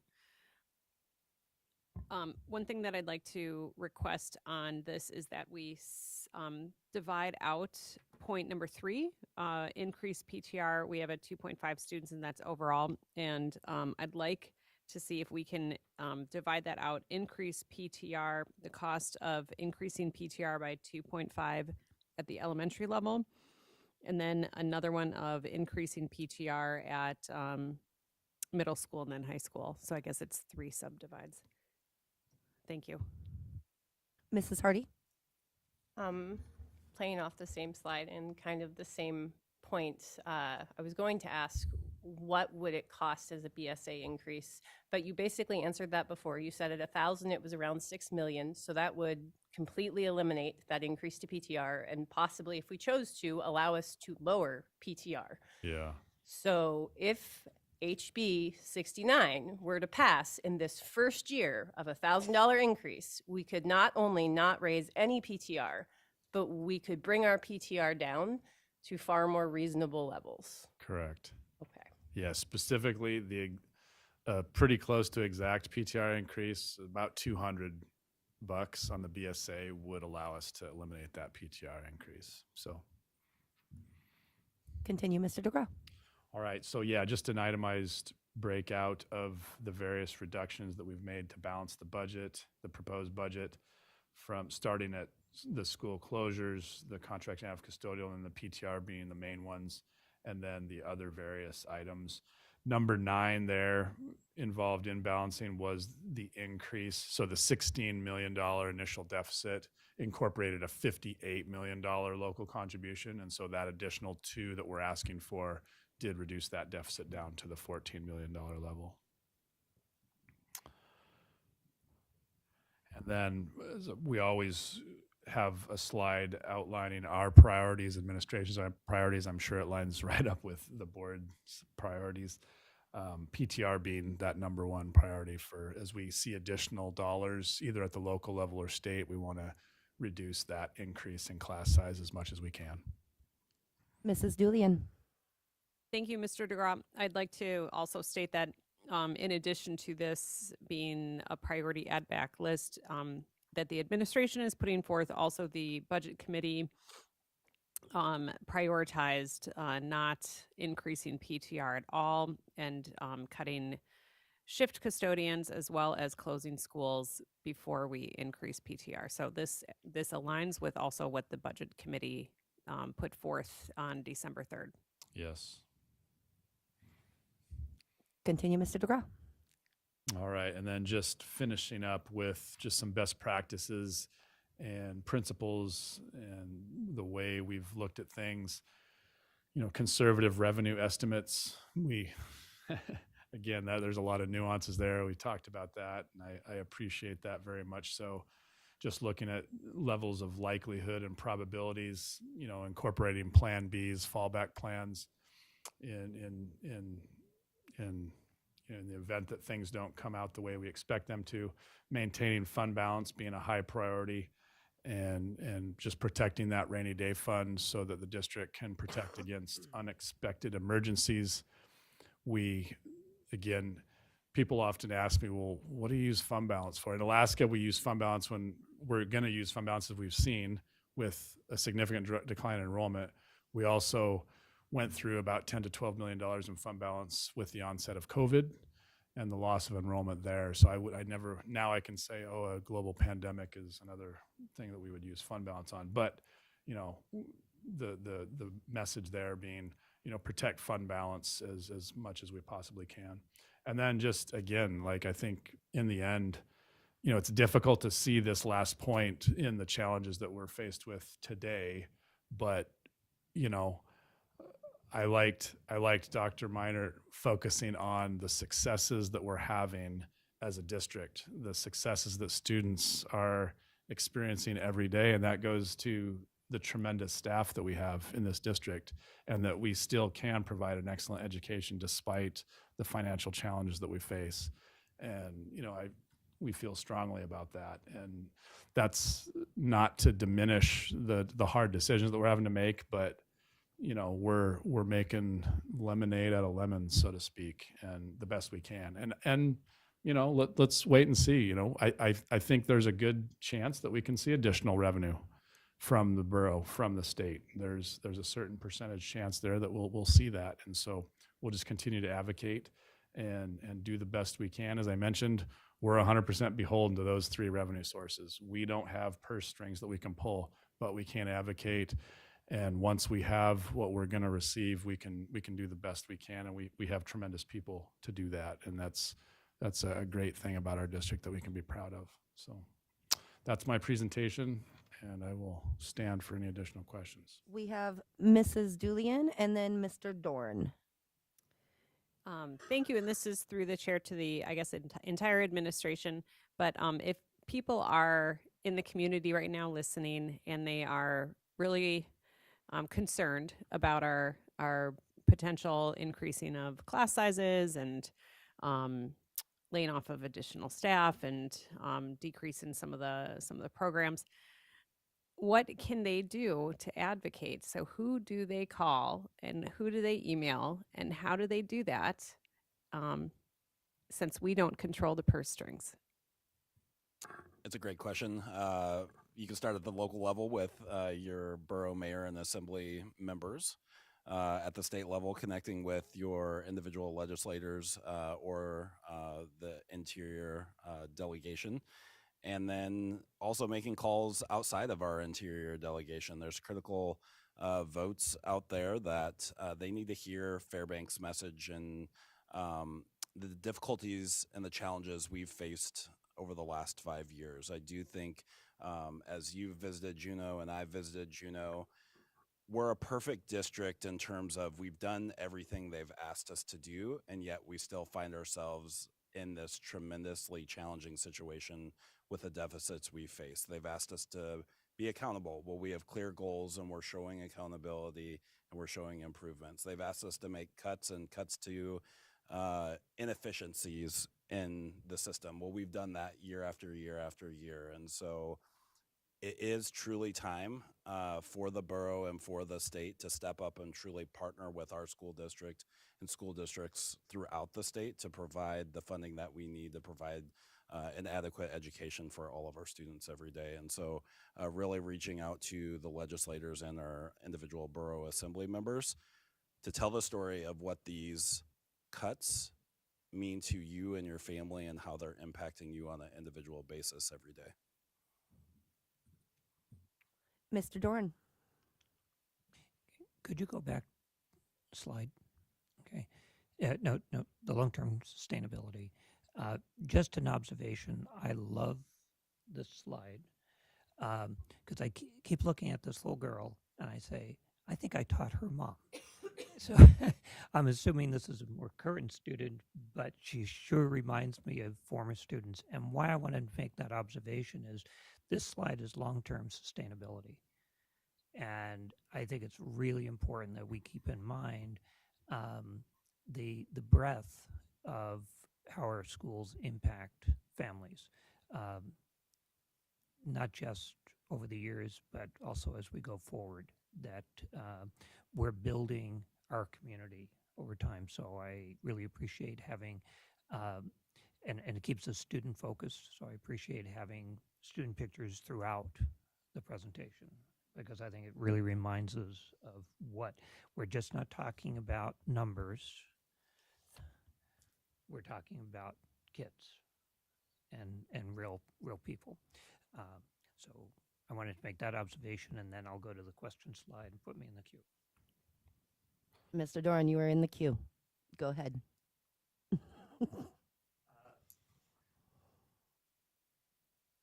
So I was surprised, and part of my question, I guess, is that are we offering leases to buildings?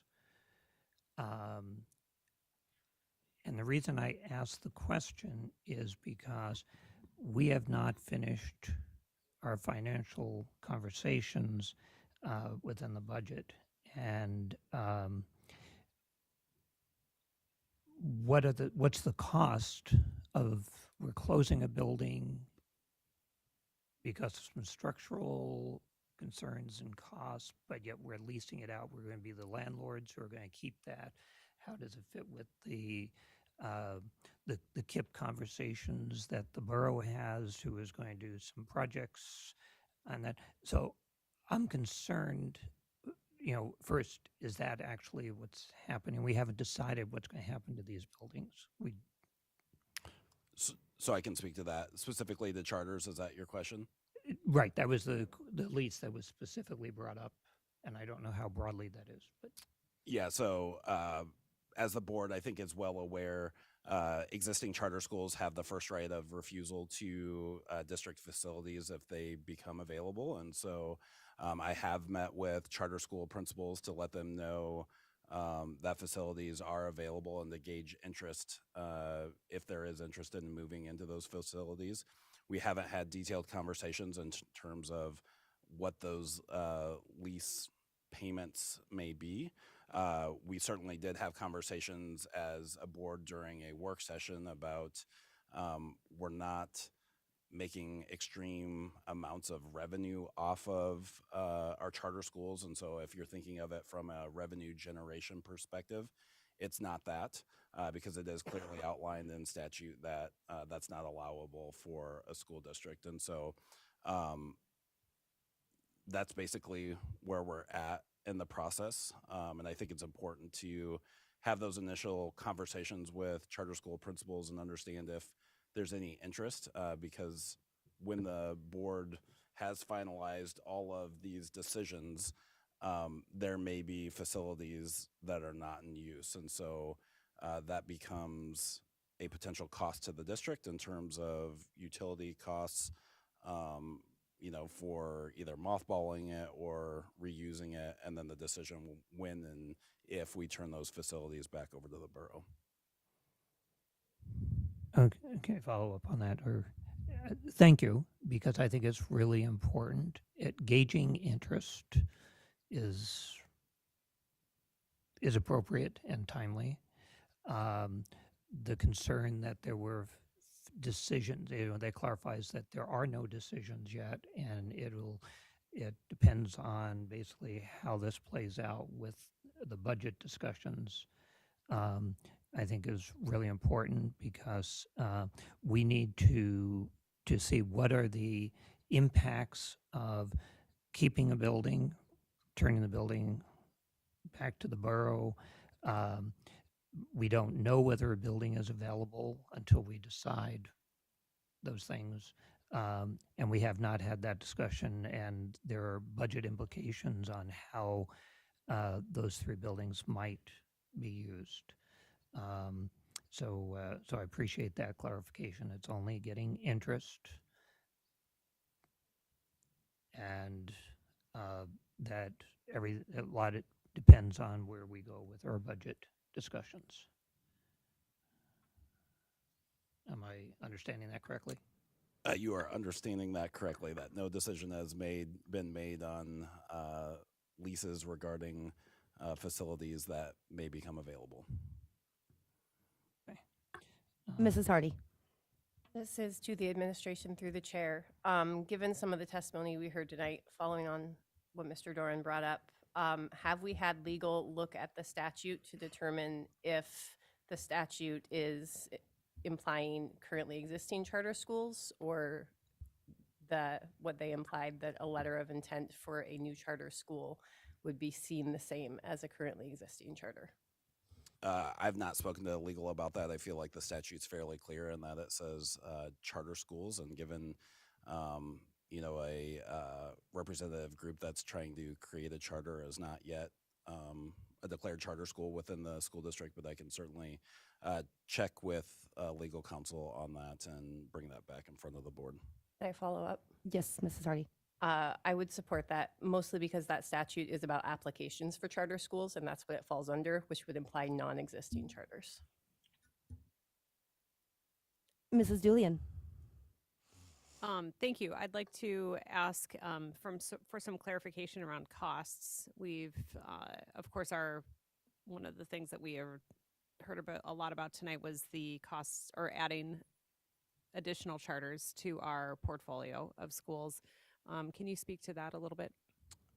I believe Mr. DeGraw is still gathering numbers on that. So we know it's going to be, it's going to cost more than the savings that we were projected from closing that specific school, because charters in general are more expensive to operate because of the district only being able to hold back that 4% indirect costs. But don't have specifics for this evening. Mr. DeGraw is working on that, and we'll provide that within the balancing act tool, hopefully within the next week for the board. Any other questions from the board? Mr. Dorn. Okay. Again, glad to hear that particular piece, because one of the things I looked at, that this budget is based on some assumptions for contracting, custodial, consolidation, and we really don't know what the effects of that are, what the actual impacts, because we don't know what the custodial will cost us and whether it will actually save us. And that's going to be a factor of, if it doesn't save us, we might say we're not going to contract, and that's going to be a factor in here. If the consolidations aren't going to save us money, we'll need to, that's a factor that we would need to take into effect. And I think it was very important what Superintendent Dr. Minot, that you mentioned during your comments earlier, that we've gathered some really valuable ideas from, especially over the last few weeks, that can both potentially generate revenue, as well as save on expenditures. And that as we go through the budget process and we ask the public for input on it, that we continue to build on those valuable ideas, and that we are really listening and open to the possibilities there.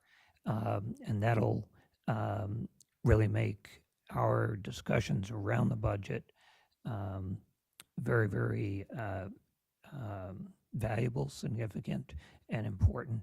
And I do want to say that I appreciate the administration and President Burnett in terms of starting us off with a conversation, really, as a board. That, I mean, what I've always found in the budget process, we've often not had time for conversation. We've only had time to get information and not so much talking. I mean, you've already set us in motion as of last night to getting the information, but it's in the context of a conversation. I think we have a lot of that to do. Testimony tonight, over the last few weeks, emails that we've been getting that are pushing us to think beyond, outside the box in lots of ways, and not just think in a declining revenue, but what is good for education and how do we grow forward. So I appreciate that, and I'll look forward to, as we look at what our calendar will be is in addressing the budget over the next several weeks. Thank you, Ms. Dorn. Mrs. Julian. I'd like to ask if there has been a conversation around Nordale and doing a shared space model there with Best Homeschool and also potentially a charter moving in there. There's not. Okay, thank you. Mr. Dorn. Okay. There has not been that conversation. That's correct. Okay, so it is something that, you know, as we go through the budget, we'll go through details, and there's lots of room for conversation. So, Thank you, Mr. Dorn. Any other questions on the budget? Oh, Dr. Minor. So again, with charter schools, they have the first right of refusal, and I just want to clarify that no charter school has come to the school district and said, hey, we would love to operate within the Nordale facility, nor can the board say we want X charter school to move into Nordale, which I think the board understands, but just for those listening. Thank you, Dr. Minor. Any other questions from the board on the budget at this time? Seeing none, thank you, Dr. Minor. Thank you, Mr. DeGraw, for your presentation on the budget, and we look forward to our upcoming work sessions. Moving on, we will move into our resolutions, and we will go to recognizing music in our schools. Miss Carol Hubbard, would you please read Resolution 2025-16, recognizing music in our schools? Yes, thank you. Fairbanks North Star Borough Board of Education Resolution 2025-16, recognizing music in our schools month. Whereas the National Association for Music Education's annual celebration, Music in Our Schools Month, designates and celebrates each March as a time when music educators, students, and the community engage in promoting the benefits of high quality music education programs, and music education becomes the focus in our community and across the nation. And whereas this year's theme, United Through Music, seems appropriate as we continue to move forward in these uncertain times, and where music has certainly helped many get through the past year, when the pressures and restrictions have seemed and may continue to seem impossible, focus on finding ways to make music alone and safely with others. And whereas music educators in the Fairbanks North Star Borough School District are committed to maintaining and improving school music programs for all students, regardless of their socioeconomic status or their abilities.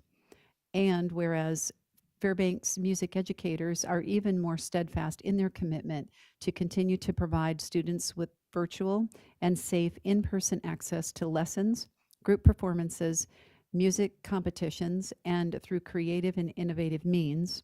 And whereas music and other arts significantly enhance the morale and quality of in-person and remote school environments, and our music education programs include a broad range of types of music, groups, and active musical experiences.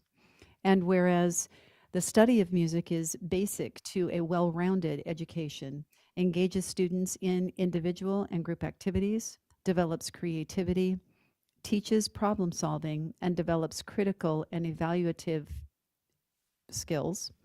And whereas research has documented participation in school music also promotes cognitive, social, and emotional development, as well as skills valuable to the workforce, such as motivation, attentiveness, self-discipline, teamwork, persistence, empathy, respect, and leadership. And whereas the district's vision statement includes preparing every student to contribute to society as a competent, caring, competent, confident, caring, and curious citizen. Now, therefore, be it resolved, the Fairbanks North Star Borough Board of Education designates March 2025 as Music in Our Schools Month throughout the district and community, and encourages students, parents, staff, and community members to participate in music and the arts throughout the month and entire year. Thank you, Ms. Carol Hubbard. We'll be moving on into Resolution 2025-17, recognizing International Women's Day on March 8th of 2025. Mrs. Julian, would you please read Resolution 2025-17? Gladly. Fairbanks North Star Borough Board of Education Resolution 2025-17, recognizing International Women's Day. Whereas women contribute significantly to social, economic, cultural, spiritual, political, and educational development in our society, and whereas International Women's Day celebrates unity, advocacy, and action, and has been observed each March 8th since the early 1900s, and whereas International Women's Day marks a call for action for accelerating gender equality by raising awareness to the struggles of women in their quest for dignity, respect, status, and equality to the position men have held in the home, schools, and the workplace. And whereas female staff and educators in the Fairbanks North Star Borough School District lead their district, schools, programs, classrooms, and offices with great vision. And whereas our community holds in high regard programs and organizations for women and girls, such as the Girl Scouts, Female Veterans Women in Law, the Women of Distinction Program, and female school board members, and recognizes these programs promote the values of hard work, honesty, fairness, respect, and equality. And whereas International Women's Day is the perfect way to celebrate the accomplishments of prominent women around the world, now therefore be it resolved, the Fairbanks North Star Borough Board of Education proclaims March 8th, 2025 as International Women's Day throughout the district and encourages staff to safely promote equality, increase parity, and work to break the glass ceilings that limits and hinders women and girls, and honor the day with activities and lessons so students and the community may learn and be inspired by the potential that can be gained through women's vision and leadership. Thank you, Mrs. Julian. That'll bring us to our next resolution, Resolution 2025-18, honoring Traditional Chiefs Week during the third week of March. Mr. Burgess, would you please read Resolution 2025-18? With pleasure, thank you. Fairbanks North Star Borough Board of Education, Resolution 2025-18, honoring Traditional Chiefs Week. Whereas the interior of Alaska is the indigenous home for Native people, and whereas a main goal of indigenous people of the interior region is to preserve and promote interior Alaska Native traditions and culture, and whereas the values of the interior indigenous people include nurturing, accountability, transparency, integrity, value, and excellence, and whereas traditional chiefs serve as ambassadors of traditional knowledge and the Athabascan and Alaska Native culture, and whereas traditional chiefs of the people residing in the interior region have provided strong leadership and representation, and whereas students need to have a strong foundation in order to achieve academically, move forward, and be successful in life. Now, therefore, be it resolved, the Fairbanks North Star Borough Board of Education recognizes Traditional Chiefs Week during the third week of March and encourages schools, students, staff, and community members to honor the historic contribution and legacy of traditional chiefs by studying their lives and leadership of the indigenous people of interior Alaska through interactive research, classroom lesson plans, guest speakers, displays, lectures, practical activities, and cultural celebrations throughout the year. Thank you, Mr. Burgess. That will now bring us into our board comments, and we will start down here with Miss Carol Hubbard. Thank you. I will keep it very brief. I just, I appreciate the community coming out to continue to advocate for their schools and to advocate for education. And I'm grateful to the board for your patience with me and for helping me understand our budget process, and to our administration, and also to our superintendent. I appreciate your time, and this is a hard process. It's yeah, it's just difficult. So I just hope that we, that we're doing a good job, and I know everybody's doing their best, and so I'm just grateful to be part of the process. Thank you. Thank you, Mrs. Carol Hubbard. Next, we'll go to Mrs. Hardy. Piggybacking after Dr. Meinert's report, I had the pleasure of visiting Project Search during their recent open house, and I loved learning all about the students' internship experiences thus far. If you haven't visited, they will have another one coming up. I highly suggest anyone in the community come by. It's housed at our hospital, and it's truly wonderful. I learned something new about the program at this most recent visit, and that is that this program is not just for students who attend our district-wide programs like IR and ER. It's actually an excellent option for any student who has an IEP that might also benefit from a sheltered transition from school to the workforce. And it enables those students to learn valuable life and career skills that they can employ after high school to help them be successful in any of their future employment. I also want to congratulate the Project Search graduates from last year. They have a 100% employment rate. And that's the second year, possibly more, but I know at least the second year that they have had that. Next. School choice is a word I've heard used a lot in the last few years. I, at my core, am a firm believer in the power and the promise of public education. I am who I am today in no small part because of the world-class public education I received in our Fairbanks public schools. As a parent, I have made a lot of choices for my own children's education. These choices started when my husband and I chose to return back to Fairbanks as his final duty station of his active duty career. Our choice to return to Fairbanks was heavily influenced by my experience attending and teaching in our local public schools. This was a community and school system I knew I wanted to raise my own children in. When we purchased our home, we made our next choice, to purchase a home within the enrollment area of Pearl Creek. Our oldest child began attending Pearl Creek through their half-day pre-K program the year before he turned 5. Unfortunately, the transition to kindergarten was anything but smooth for my son.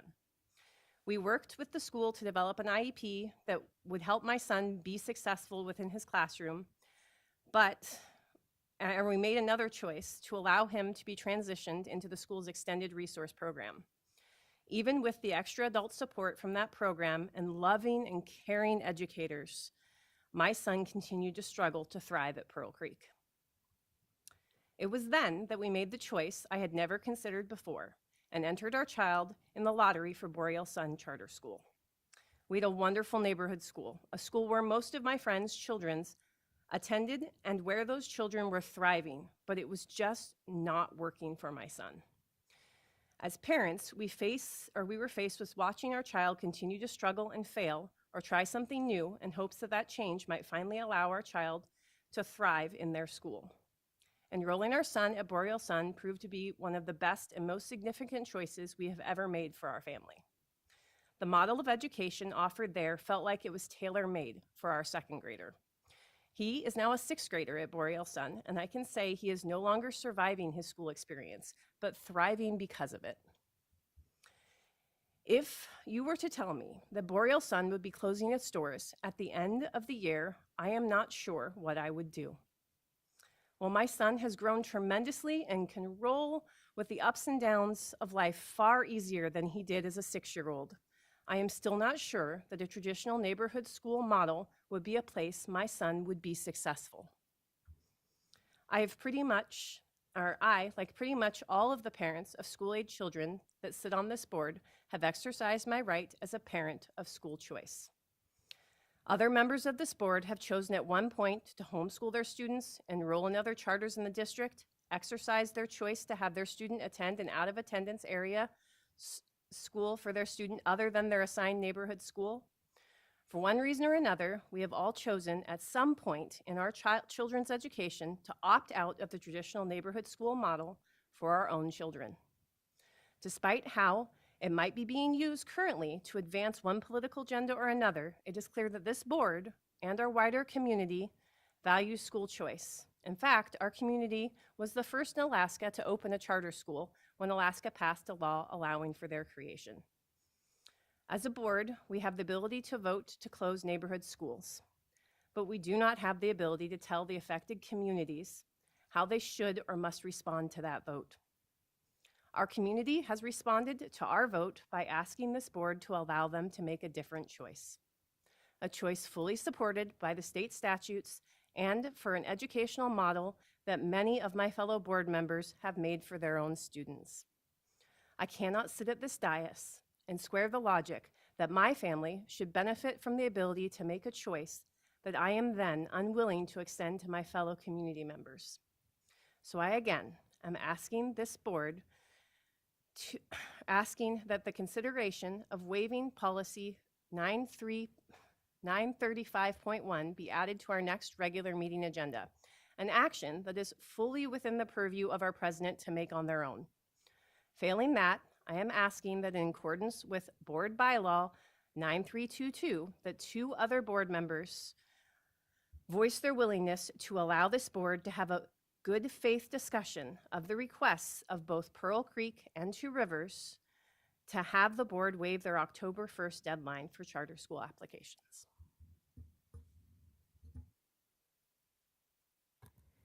Thank you.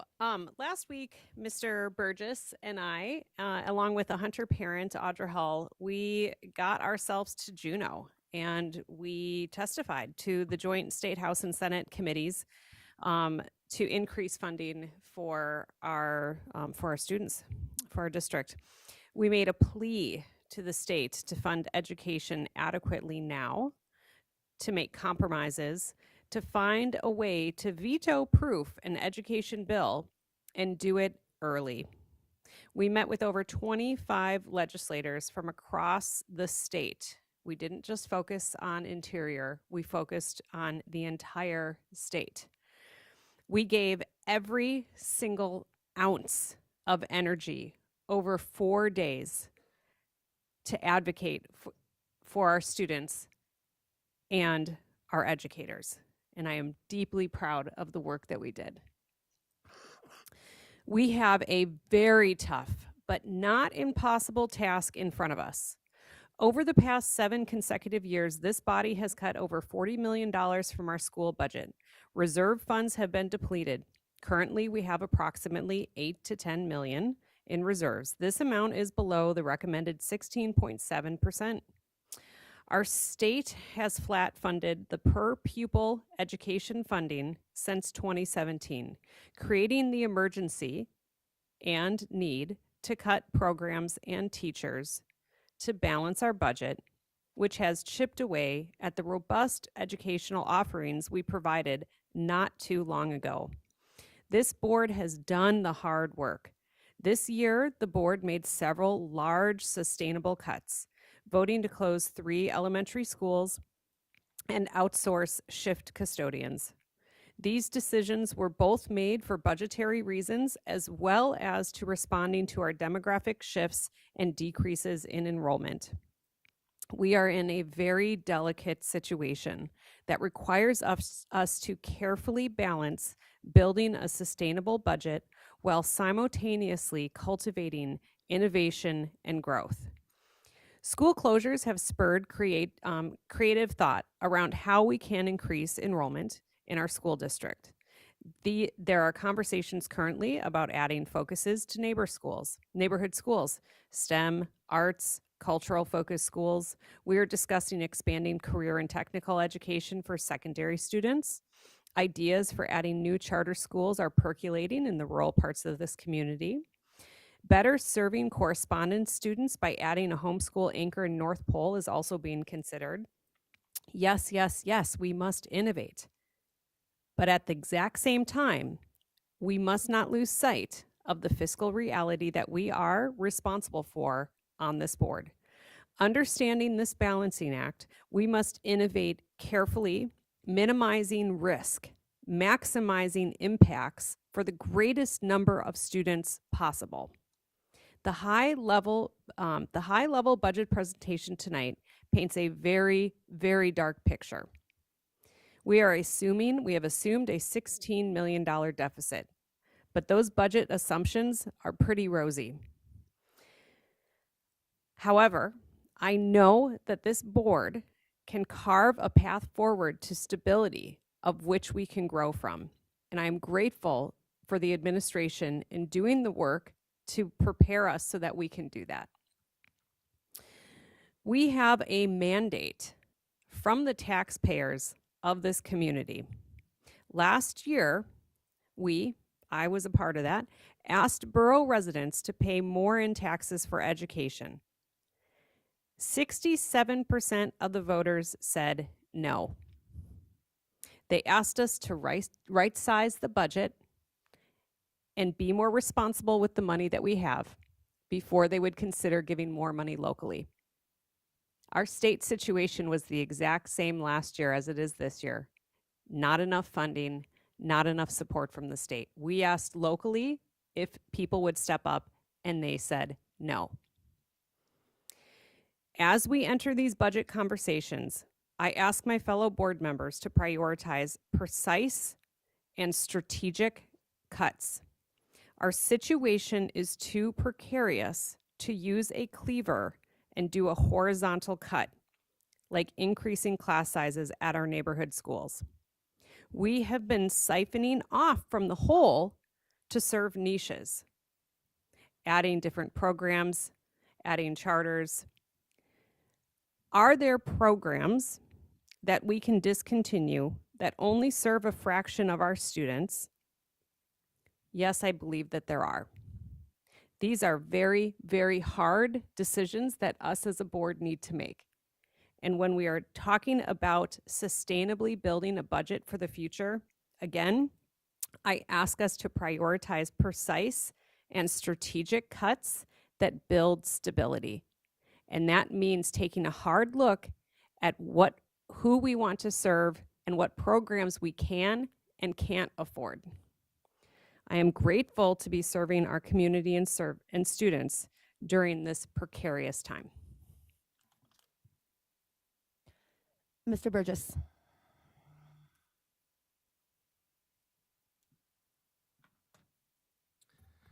Thanks. I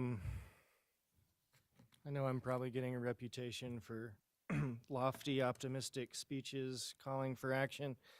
Today I don't really have that in me, but I do want to say, I know I know the public feels like we're doing this to them, and you're not wrong.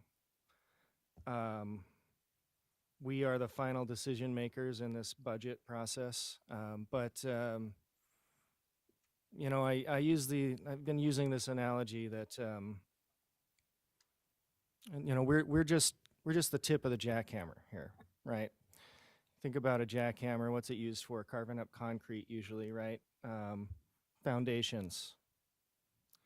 So, you see the jackhammer working. There's all this machinery that's operating a little chisel at the end of it, usually a big fat guy leaning on it, right? Directing that.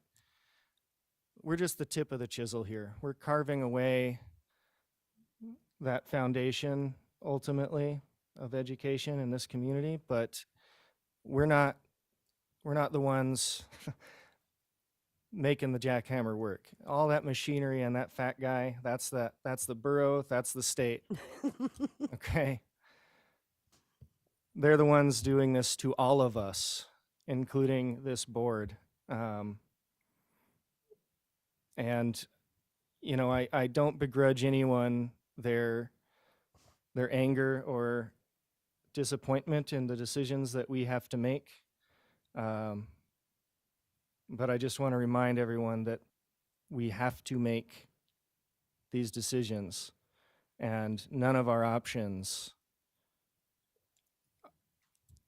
are beneficial to education here. Yes, we want to look at innovating. We want to look at everything we possibly can to increase enrollment, and we're going to be doing that. But even increasing enrollment doesn't solve our problem. We need more funding from the state. So I just want to remind everyone to advocate to your borough assembly, advocate to the state, learn the issues. If you have questions about specific people who you want to call, Ms. Dooley and I were just down in Juneau. Dr. Meinert, President Burnett, Ms. Maple, all went down to Juneau. We've have some experience now with the legislature. We know who some key people are. Call me. Get in touch with us. Ask us where to focus those advocacy efforts, and we'll help you because we are in this together. We are stronger together. Even if you're angry at me or disappointed with my decisions or with the board's decisions, we can still work together and try to improve our situation and situation of the entire state. So I'll just end there. Thank you.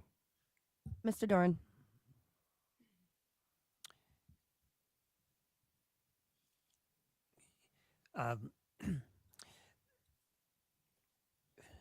Keep going back to what I see as a groundswell and a real change in tenor over the last 2 years, and particularly over the last month and a half. And tonight just reaffirmed it. So many of those who testified tonight referenced the term of working together, trying to bring solutions to the table. And I call it a groundswell because I think it's getting louder, and that people have come not only to talk about their own interests, but the district's and our community's interests, and really willing to put things on the table. And I'm mindful, especially in some of these conversations, the neighborhood school. We can't forget that the neighborhood school is a school of choice. And I'm mindful of my wife and I chose to send our girls to our neighborhood schools. Many of the people over the last several weeks who talked about schools, they talked about that value. They chose to send their children to their neighborhood schools, whether it's Midnight Sun, whether it's Pearl Creek, whether it's Two Rivers, Salcha, Hunter, and even within that, some of us have means to move around, but even when you don't, there's a certain choice that goes there, and I think we lose something if we don't include neighborhood schools as under that umbrella of schools of choice. We have a team who's ready to go in our community, and I keep thinking, oh boy, these are recruiters. They're recruiting families, they're recruiting students, they're recruiting for our community. And I'm hopeful that as we go forward, that the ideas that they've brought forward and will continue to bring forward, that we really think about them. Actually, one of my greatest joys of being on this board is that I can't sit back and not think. More importantly, I get pushed to rethink. And I think that's where we are in public education, and to really capitalize on that. And that's why over the next several weeks in looking at the budget itself, and then the weeks after that, the months after that, in terms of really building a strategic plan, what is it we want? And I think our community is pushing us to think, what do we want and how do we get there? So that's my broad comment in terms of tonight, and my hopeful comment that in the budget process we will have really vibrant and challenging conversations that will get us to rethink, sometimes revisit, sometimes push forward in other ways, and keeping in mind that what I love about working with this team of current board members, as with previous ones, is we each put things on the table and we push each other. We challenge each other. And I appreciate that from Dr. Meinert, who I had a smile earlier. I wanted to comment, you keep me honest. And maybe we keep each other honest in terms of just, what are we thinking about and where can we go with these? But we promote ideas, and we try and consider them. With that in mind, I do want to move to something that I find disappointing, and it was Sunday's editorial, Newsminer opinion, that alluded to the district needing to address internal financial inefficiencies. That is downright wrong. And it's grasping a criticism that's been a call against public education, against something that one has little evidence of or such. But it's a way of just negating what reality is, and just an accusation, an allegation. I want to say that our district, and I've been fortunate to be heavily involved with it and to watch it in a variety of capacities for 45 years so now. And that is not true. We have really worked as a district and to use our money very well. Our audits clearly say that year after year after year. And so I want to hopefully put to rest that misnomer. We are not financially inefficient. And this district has continued to look at ways how we can best serve students in our community. And they further went on that said that before injecting additional resources, we have to use existing funds effectively. We have used them effectively. We continue to. And if you're not willing, this is saying, if the paper is looking for money, they're belying what they're saying about our district. We need to be funded, and that will improve our effectiveness and improve, most importantly, what we can offer students and our families and community.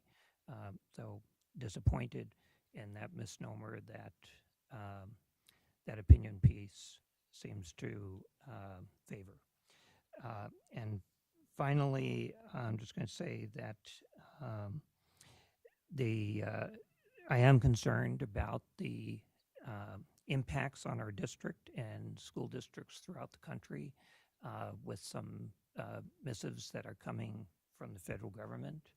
And I hope that as a district and as a board that we will stay strong in terms of what we value for our children and protect all our students, and that we stand up for our administration and our staff as they try on a day-to-day basis to be responsive to students, supportive of students, and that likewise we stand strong and support them.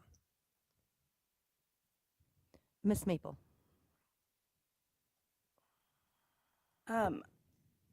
I want to address what feels like the elephant in the room, which is what Ms. Hardy put forward yesterday and again today, and explain where I am on this. And I don't want to, because being honest and direct about where this is, I'm confident in where I am, and also, to be perfectly honest, terrified of the implications of where I stand and the impact that that has on, frankly, on my personal life, on my close friends, my relationships with many of my close friends. My daughter attended Pearl Creek kindergarten through 5th grade. The teacher that welcomed her back into a classroom after the pandemic is sitting here in the room. These are not people that I want to disappoint, but I want to share where I am, and why I am not also asking to consider waiving the policy that's been discussed. So where I am is that I believe that the school board has been working for 2 years now on a plan that has been, I believe, has been transparent. I believe that we listened to our community last year and we did the work that our community asked of us with our community. And I understand that it is very frustrating to a lot of people that some of the suggestions that came forward this year are the same as last and some are different. I understand all of the misgivings in this process. But we worked through this process and it was painful and it continues to be painful. And we made the decision that a school on the west side of Fairbanks needed to close, and the board made the decision that that would be Pearl Creek. And in the aftermath of that, we still face a significant deficit that we are trying to chip away at that is looking like significant impacts to PTR unless we come up with a lot of other cuts to make. And I know that we're going to try to do that because I don't think there's a single person up here that has any interest in increasing PTR. So when I look at our current funding crisis combined with decreased enrollment and the number of facilities in our district, and I know that that's why we made this decision, the consideration of adding a Pearl Creek charter back into the budget, I believe is both fiscally irresponsible and is unethical because of the impact it will have on our district, the inequitable impact it will have. And to be clear, what I'm talking about is that if right now, if we decide to add any school back in that we're increasing our deficit, it will mean further increases to PTR. And I bring up the inequitable piece because if we are increasing PTR, we are not increasing PTR at a new Pearl Creek charter. We are increasing PTR at all the neighborhood schools. We are not increasing PTR at any of our charters. So when I look at this idea right now on a fast track timeline specifically, I'm looking at the additional deficit that we will create in this budget cycle that we will have to make changes right now. And we've made all the cuts. We've seen the proposed budget. We didn't close all the schools that the administration put forward, and we will move forward as a board collectively. We all came to that conversation with different ideas. And my ideas didn't work. My plan at the beginning of that conversation is not what we ended the night with. And I genuinely believe that what we ended that night with was a display of incredible board work, that we all came to the table with different ideas and we talked through all of our ideas, and nobody left here after that meeting with their perfect idea of a plan being what happened, because we all compromised and we all worked together. And I'm impressed by that, even though I didn't get what I want. And so we move forward together, knowing that there are 3 schools that are to be closed and 1 at a reduced model, and we make changes from here together. But I believe that the conversation about Pearl Creek is one that we've already had in this budget cycle. So if that community makes the decision to put forward a charter, then it goes at our normal policy-based pace so that we can entertain that when we're not in the middle of a budget cycle, evaluate that, and if it is an appropriate path forward, then we budget that in at the appropriate time and in the appropriate way. The policy exists for a reason, and it is to protect those processes. So I share where I am because I understand Ms. Hardy's request. I understand the request from the community, and I am not turning a blind eye on it. I have thought long and hard about it, and I recognize that in the absence of saying where I am or any of us sharing, it just, I imagine, feels like we're just ignoring a request. So I want to be really clear that I'm sorry that I don't agree with the things being put forward, but I'm not ignoring anybody. I am listening. I just don't agree. So, and that's only my voice. That is, I only speak for myself on that, but that is where I am on this particular issue. So that's all I've got for tonight. Thank you. Thank you, Ms. Maple. I will end with some comments tonight, and my comments will be in support of Ms. Maple's comments. I have spoken with legal. I have spoken with parents. I have spoken with teachers. I've spoken with administration. And speaking with legal today, the recommendation that has come forward is that we do this in the proper process, that we do this in the August to October timeframe. And I am in favor of that. I will honor this in that timeframe. That, like Ms. Maple had said, that allows us to do a proper budget process on this. We don't have the funding available to reinstate a school. That is what this would be doing, and actually at a bigger cost. My votes were along the lines of 5 schools. We closed 5 schools for the educational outlook for our students to increase this. We closed 3. And so that educational outcome has now been impacted. If we do this with Two Rivers, or we do this with Pearl Creek, or we do this with Midnight Sun, not only does our deficit increase, but the reasons behind closing and consolidating these schools is still there. Low enrollment, funding, that doesn't go away. And so I understand the implications. I am listening, but I have to heed the advice from legal, and I have to heed the advice from administration, and this is not the time. And I am in favor of doing this in its normal process and honoring this in August. With that, I would take a motion to adjourn. Move to adjourn. We are now adjourned without objection.